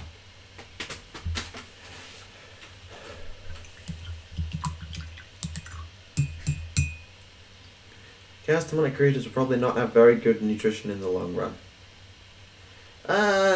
Well, they don't need it, do they? Oh, you're talking about Tyrannus consuming them, right? Yeah, well, we don't really know when they manifest what they're made of. They're not really made of anything natural, so yes, kind of obvious. Yes, immaterial, that's the word.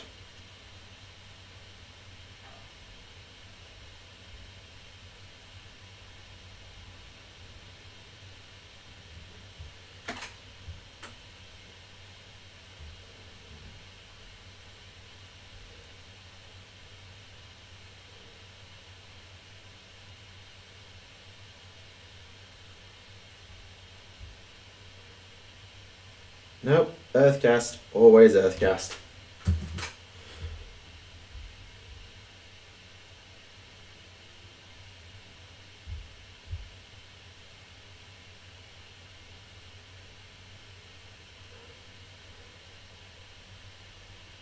Volumetrically painted, which is the most difficult? Oof.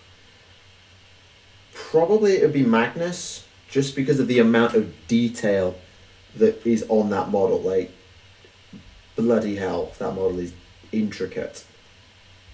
So probably Magnus, because I put the most time and effort into making him right. But then again, it's a Primarch model, what did I expect? But something like the Star trait that I'm hoping to I might eventually get for my Stormcast, like, that's mainly just going to be the scales, and the armor's really easy because I've got a really good scheme for it. The scales is the scales, that's not going to be too bad, it's going to be bulky.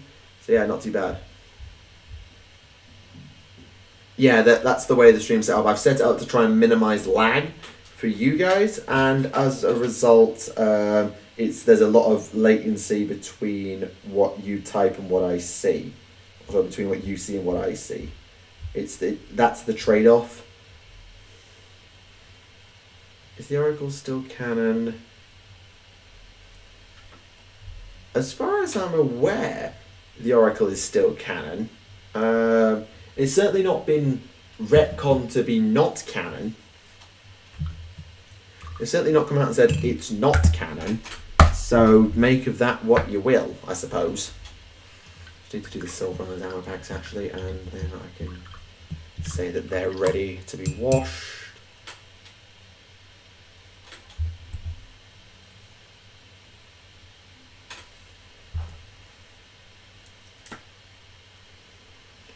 I don't actually have a delay on the chat at all. It's just that it's either I optimize the stream for interaction, but that has a potential of causing lag and a bad viewing experience, or I set it up so that there's less chance of lag, but there's a lot of latency between me and the chat. That's how it's set up. I kind of have to have it one way or the other. There is a middle ground, but with the amount of times I get lag anyway, I'd rather just not cause any more.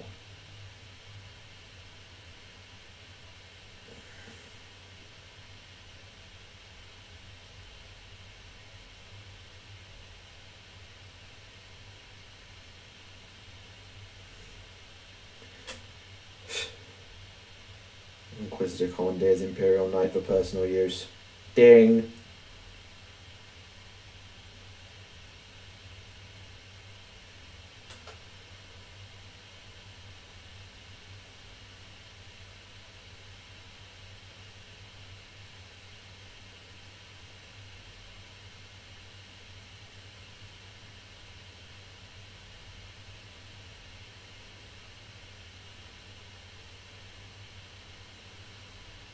Seen the new rumour engine? I haven't actually looked at it, no. Might do so at some point. I generally don't really look at the rumour engine because I'm always wrong. So I just sort of go with it. I think we might have predicted Dawn correctly. But yeah, that was super obvious.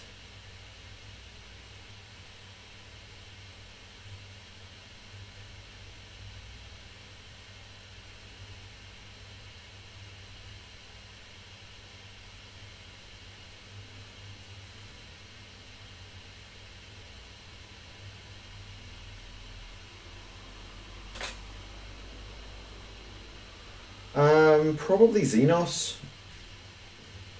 Like, I've always been a bit, like, I'm not going to say I'm very experimental, that's an odd word for it, but like, always got more of a thing with technology, always a thing for science and stuff, rather than faith and stuff like that, which is what you'd need for demons and stuff.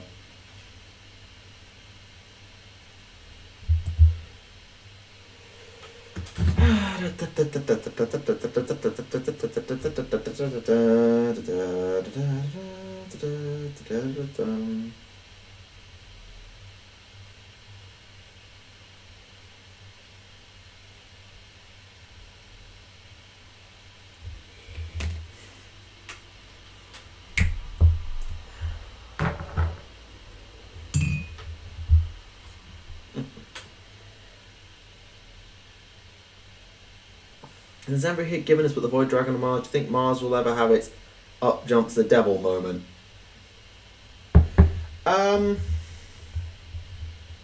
No. I don't think so, unless they really, really want to push this whole, like, the Imperium is properly teetering on the edge again thing. Like, they've had that with Chaos now, and they are saying that Forge Worlds are having trouble with Necrons now. I don't think they're going to do it with Mars. I really don't. Dawn with Custodians jetbikes. Oh, was it? Oh yeah, it was. Whoops. It looked very Dawnish, and we got Dawn around the same time, so I just assumed it was Dawn. My mistake. Okay, let's get the kitchen roll, do the dry brush, then we can wash and stuff.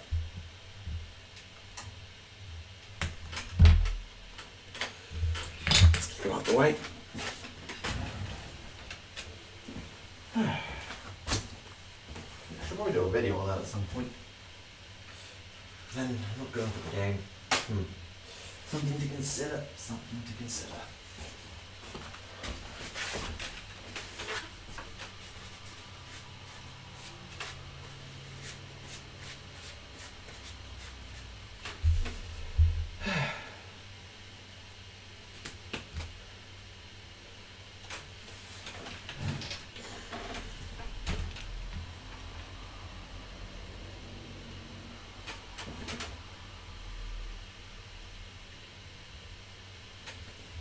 Right. How many of the 8 are dead? As far as we're aware, actually only... I can't remember if Bravestorm died. Overthide's an AIM gram. He doesn't count. Bravestorm and Shavastos by all rights probably should be dead, but they're not. Where did I put the... What the flip? What the flip? Eh? What have I done with it? Okay, oh, it's there.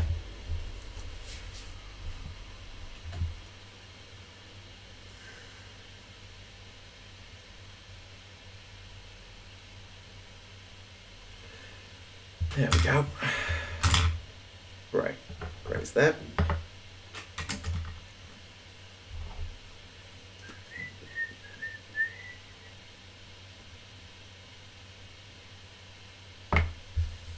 Custodians least amounts of Space Marines. There are stores of Custodians who duel the Space Marines. The Space Marine will just be struggling. Yeah, exactly. That's very true. Like, the Custodians are and always have been leagues above the Astartes. That's always been the case. Like, that's never not been true.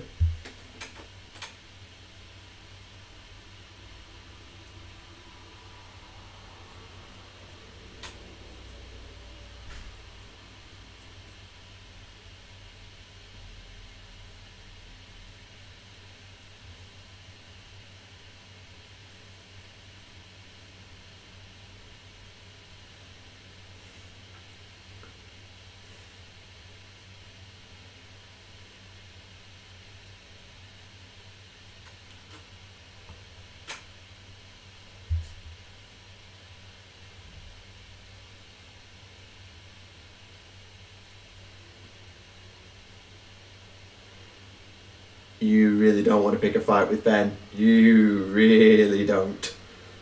Just back down while you're ahead.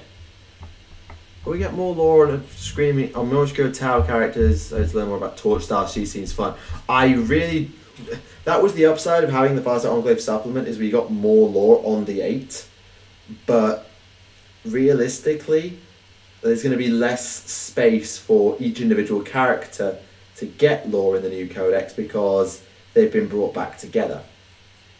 So I hope we do, and I hope we get some novels that help to sort of build on the 8 and Farsight and Anshi and stuff.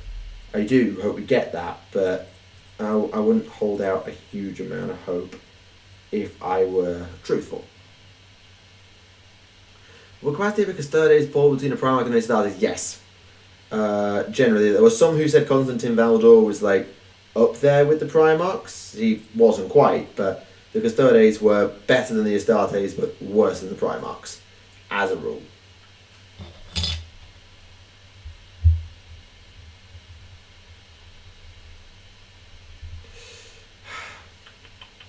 I warned you.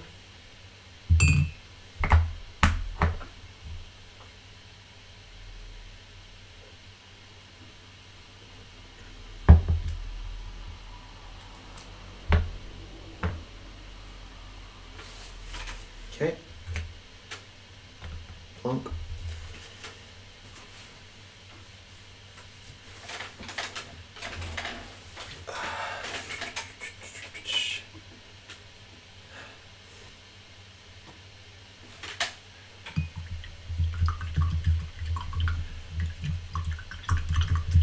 Sorted. Wonder at 140. Jeez, that's been a quick hour and 40 odd minutes. Plus faff time.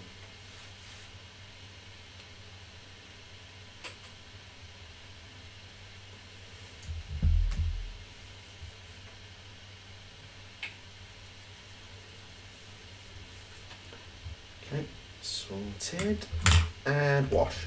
Do you think we'll see anything new for the town model-wise? I don't think so yet. I think this will just be a release where they just get rules and then move on. I don't expect they'll get anything new model-wise.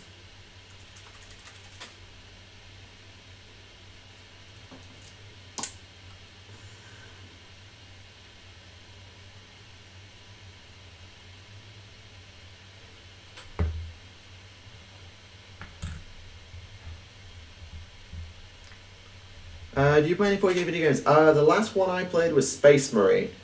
That should tell you how old I am in terms of 40k gaming. Like, I haven't... okay, that's a lie. I did play the Space Wolf card game when it was on mobile, but I've not played anything that's come out on PC or console now. Not since Space Marine. Like, the games I've played, I've enjoyed a lot, because like it's Dark Crusade and Space Marines. Like, I got really good ones, but I haven't played much of them, no. If I did, I'd probably play them on the channel, if I could. But I don't have the tech, and I don't have a good enough PC.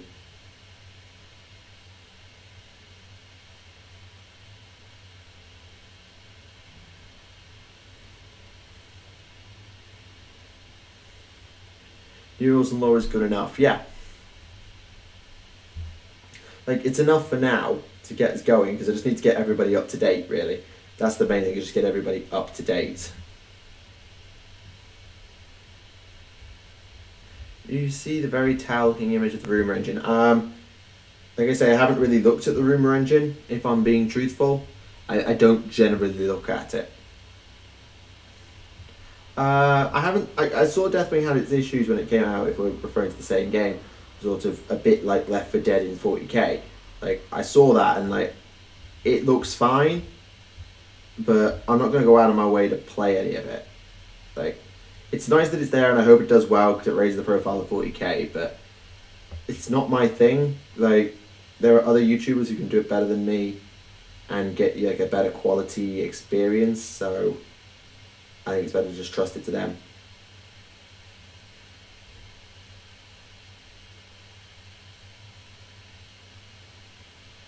Oh, Spray was a bit of a classic, yeah.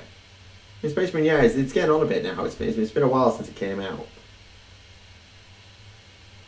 Really good game. Very linear, but a very good game.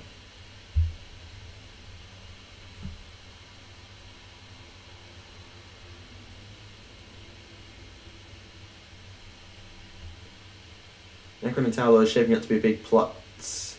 Yeah, that's true. Ooh, that's unlucky. Something with a true. Let's do small device. Unlucky.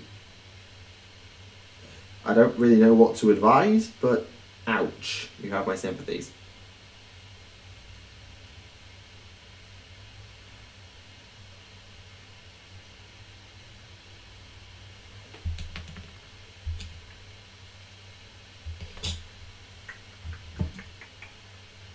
Has that been done? Yeah, that's been done. Okay. Just the other short pads I need to do.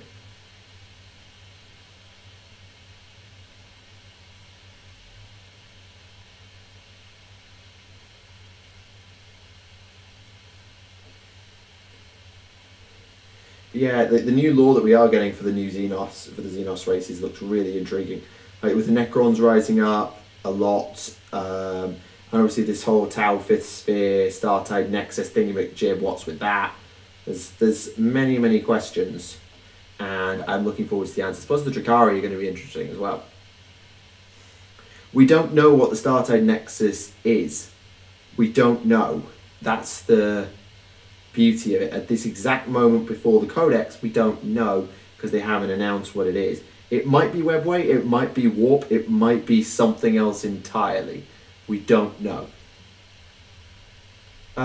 Yes, we have seen Warhammer Conquest. That will be on the podcast.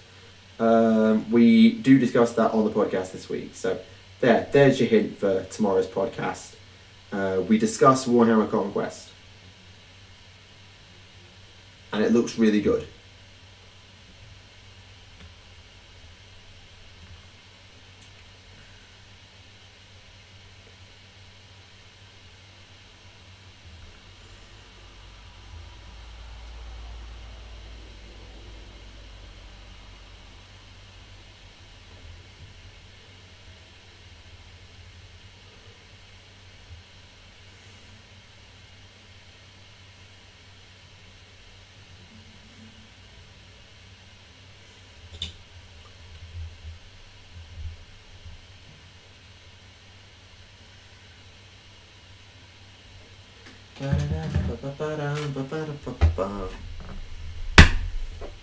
Thanks for the hint. Yeah, it's hardly a hint. Like, it was in the news, so of course we discussed it.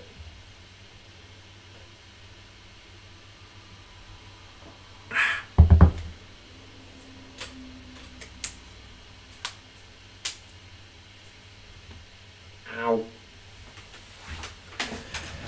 Crack in the neck.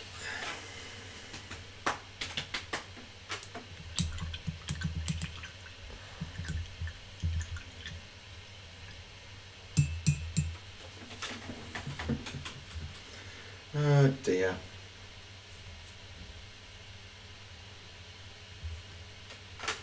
Some of the other loyalists got the same revelation Gilliam did about the Emperor, his feelings and then towards them. Were they all still loyal?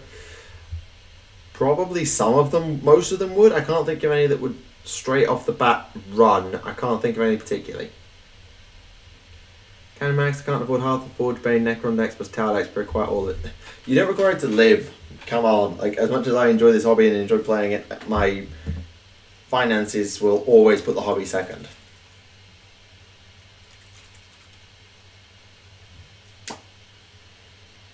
Believe me. I understand exactly what you're saying. Like, I'm going to have 3 projects. Like, I want to finish Project Stormcast before I come home. But the simple reason of I'm going to have a 40k and an AOS project that I'm going to want to start as soon as I get home in the form of the Daughters of Khaine of the Town. I completely sympathise, but you do not require a hobby to live.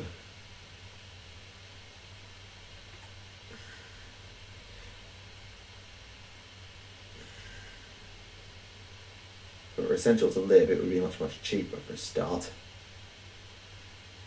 Don't worry about the typing.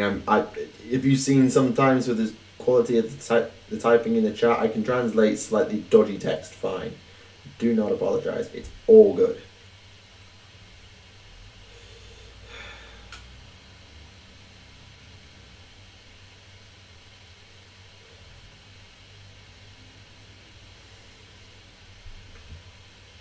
Funny feeling who?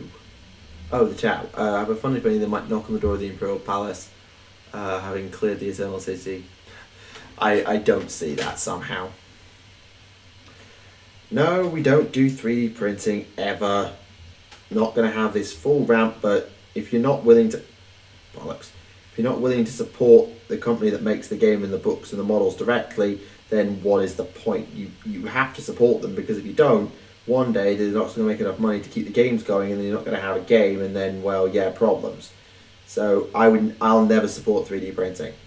Like, for bits, like, until like the only place I can see is like for bits or custom stuff that you can't buy, like terrain for a very specific faction, or you've seen artwork and you just want to replicate it. That's one thing. But if it can be converted or it exists, you should not be 3D printing. You're just taking money out of the people who need its hands. With the upcoming Forge main box, you would put in a battle box with the Tau. Honestly, it depends on what sort of vibe you want to go with. Like, if you want to have the old and young that you did with the Flyer box, you could do it with the Necrons, or the Eldari for that matter. The most logical is the Imperium of some description. Probably like the Black Templars, because always on crusade, or the White Scars, because Khan versus Shadow Sun or something. It just depends on what tone you want the box to be about, what story you want to tell.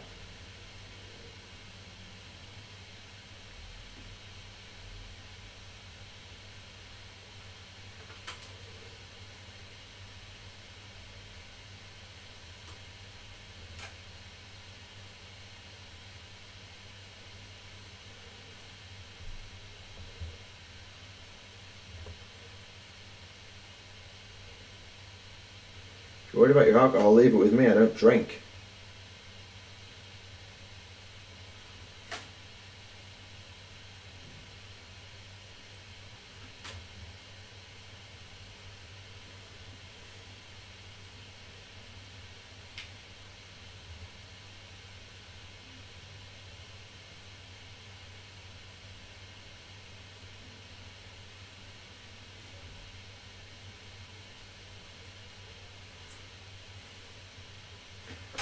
With that overall, which Games Workshop should be a private company, not a public company, you know, get shareholders out of the equation. I get what you mean about wanting it to be like more customer centric, but to be fair, they're doing that now. With the exception of the actual prices of the models, like the way they engage with us as a community is fantastic. They do introduce a lot of value box sets, such as, well, Forge Bane, conveniently since we've been talking about it, start collecting, all the other box sets they put out. They do decent value boxes. It's just not always. And you've got to remember, like, this stuff is probably not, like, I know it's relatively cheap to make once you've got the mold set, but the design process is going to be really long, getting all the components right. You've got to get both the artists and all the stuff. It's not going to be a cheap business to run. So I can live with it, because I don't know. Maybe it's just once you're in, you can't get out. I think there's a little bit of once you're in, you can't get out with the hobby. Like, it's just that sort of addiction. You know what I mean?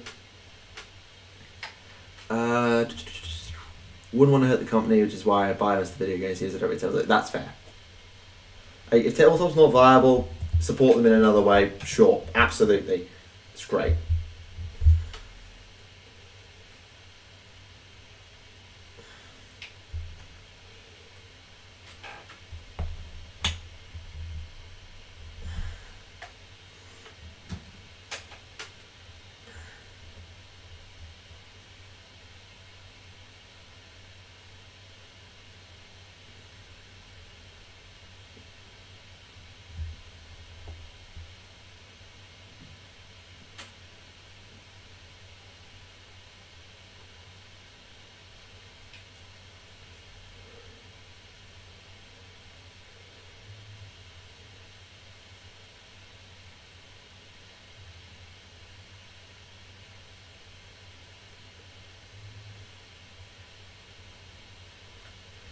Excellent.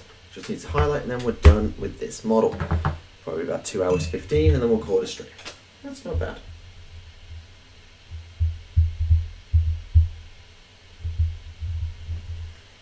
What's going on in the Twitter sphere there? Anything? Nothing of much note.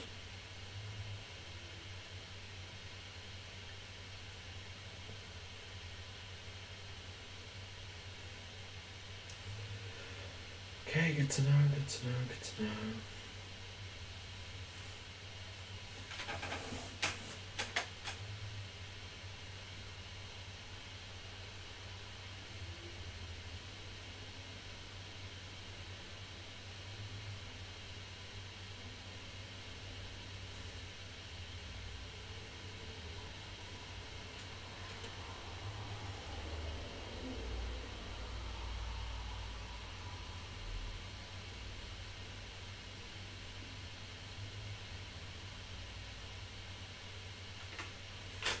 Sorry, just a little bit distracted at the moment.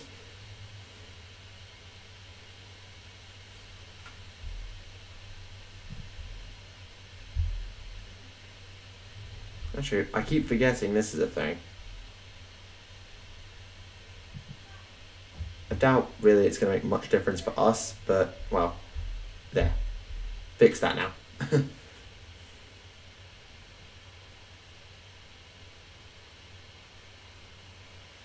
Gonna see him for a while, need some cereal. Yeah, good seeing you, Ben. Good talk. See you around. Yeah, we do need to plan something over summer, absolutely. We will get something sorted, whether that's AOS or 40k. Obviously, it's more likely to be 40k for you. Like, I know you've got some AOS, but probably not enough to go toe-to-toe with me. Plus, I'll be building my daughters of Khaine, and I'll be a bit busy with that. So yeah, absolutely. We should do something, and we should probably work something out when we get a chance, just it's a bit busy at the minute, I suppose. It wasn't through March and through lab report season, and then April's exams.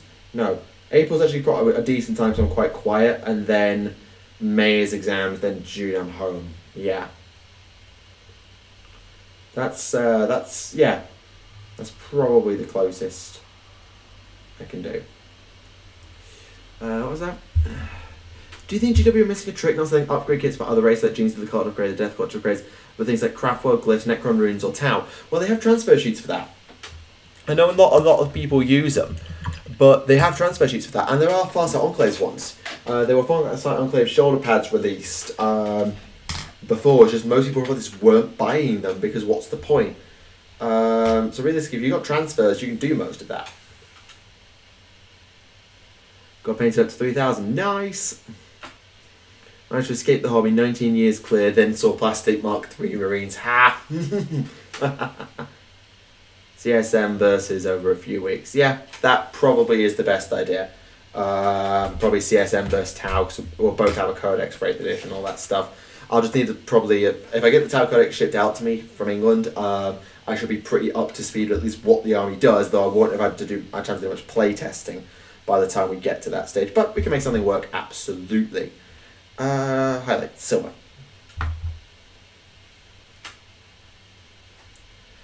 Can you talk about the emotional well-being of her Space Marine? The Space Marines are put through very serious hypnotherapy and psychological conditioning.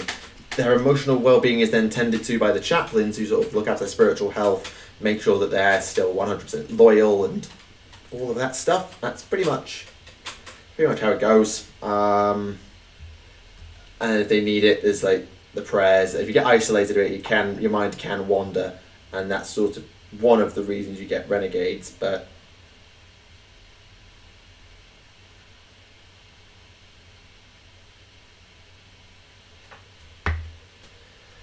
so yeah.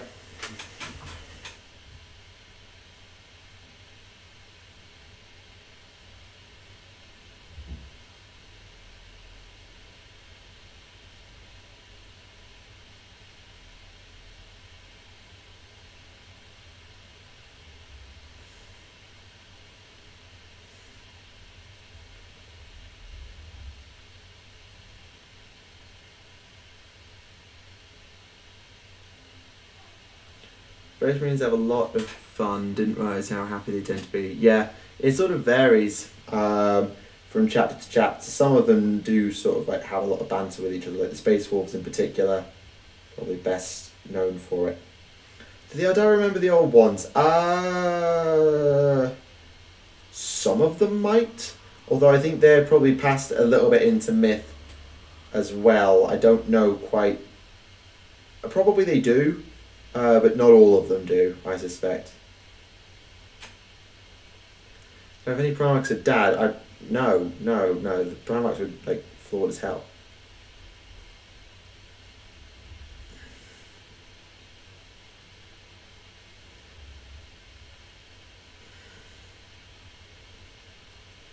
This is 110 demonettes. Jesus Christ, that's a lot of demonettes. I don't even want to know how much 110 demonettes cost to buy. It'd be ridiculous. And again, it wouldn't be as bad as 110 witch elves at £35 a box. Yeah, that's the one thing I'm not looking forward to doing my daughters again, is how much it's going to cost.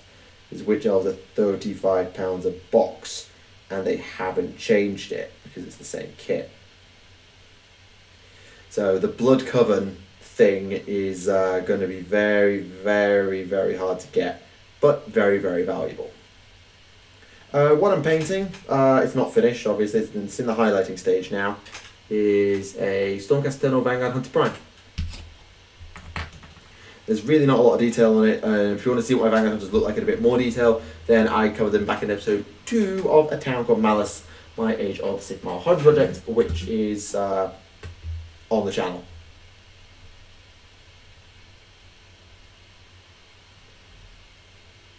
I was joking. I was completely joking. Like, there's a couple of people that will change language. If I'm stuck, they'll switch into English with me occasionally. And there's one person who made a joke about the English. That's it. There has been absolutely nothing. Sure, they speak really quickly, so if you're not an experienced French speaker, that could be problematic. And there's a bit of banter, but this is the same banter that you get back in England towards the French and anyone else. So I wouldn't call it discrimination at all. If I did say that, then I was joking or misquoted. Yeah, I know exactly what you're referring to. It was a joke. It was a joke. Even I knew it was a joke. And I'm terrible at taking jokes. The unit box is €23. Okay, yeah. €23. Witch elves are €44, just for context. So yeah, you get 10 demonettes, I get 5 witch elves for about that cost. Oish.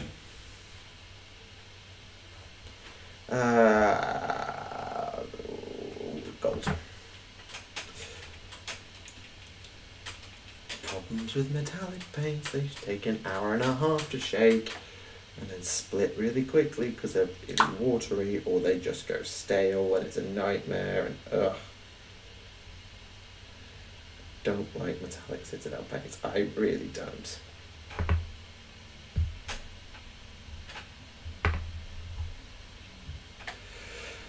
Right, nearly there now.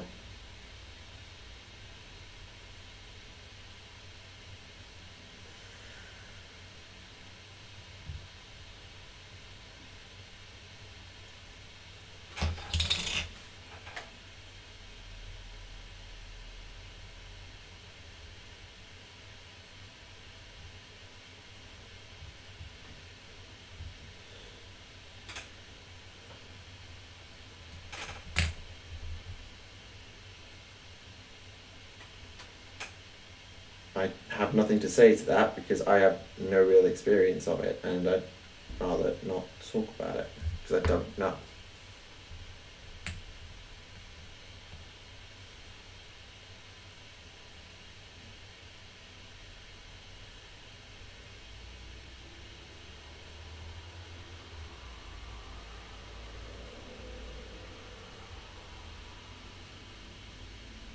Thinning Citadel mechanics. I haven't even tried thinning them, they just thin themselves. Like, I swear to God, sometimes they just thin themselves and it's like, seriously, paint? You're doing this? You're going to make yourself impossible to use?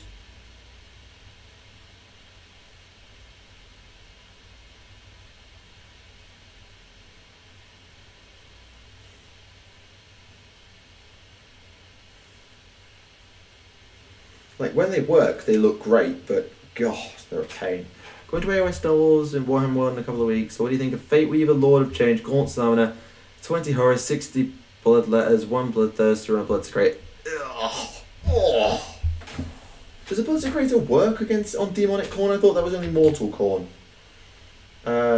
If I'm wrong, then fine. But I thought that the Bloodsecrator only affected Mortal Khorne. If it affects Demonic Khorne, fine. In which case, because you've got 2 Lords of Change, one of which is Kairos Fate Weaver. It's just like, Jesus. And on top of that, you've got a Bloodthirster as well. Like ow. Citadel Air Paints. Okay, that's something to consider for future when these ones eventually run out or die. That is something to consider. Thank you. I'll try and remember that.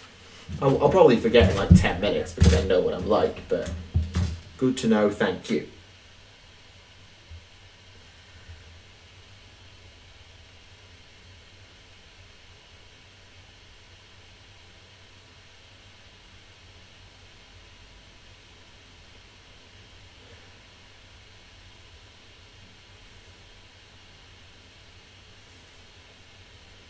Just keyword Khorne, okay. I wasn't sure if it affected all because I know there's some things that only affect like Mortal Khorne. I think it's like the Lord on Juggernaut's command ability only affects Mortal Khorne, I think.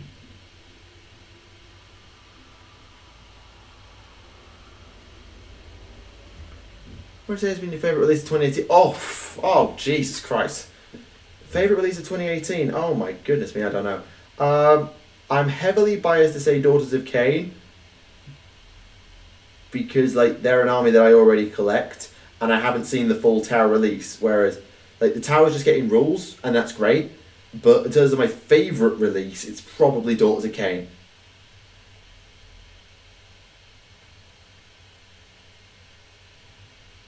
Tights where they look great, just like a gold and silver chariot of excess. Yeah, like when I was doing my I mentioned this before in the video on it. When I was doing my Lord Zealot on Dragos, I put the gold on and I washed it, and it just looked amazing. Like, if you get metallic paints to work, they are just amazing, but God, they are so temperamental.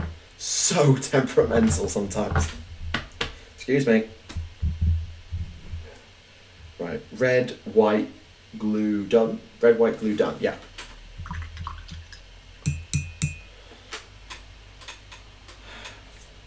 Red.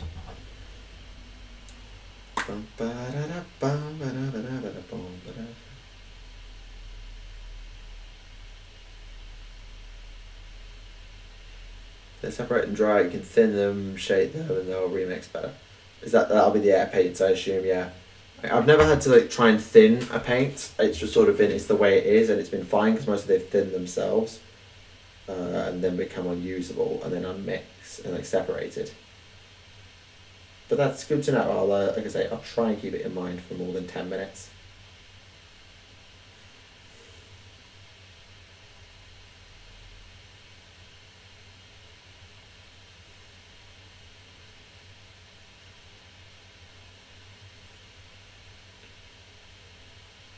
You have arrived, and I'm going to be going for about like 10 or 15 more minutes and then it's over, so good for you, but sorry, it's not going to be going much longer.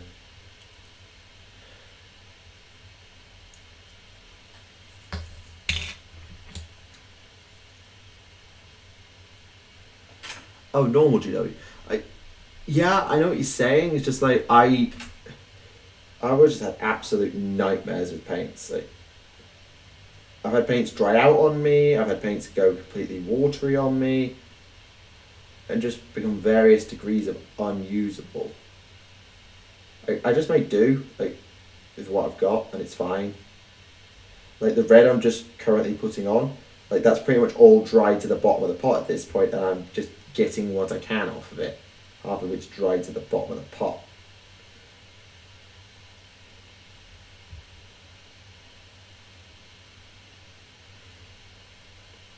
Fair enough. If you want to do that, tweet it at me, at Tactica Imperial, link in the description.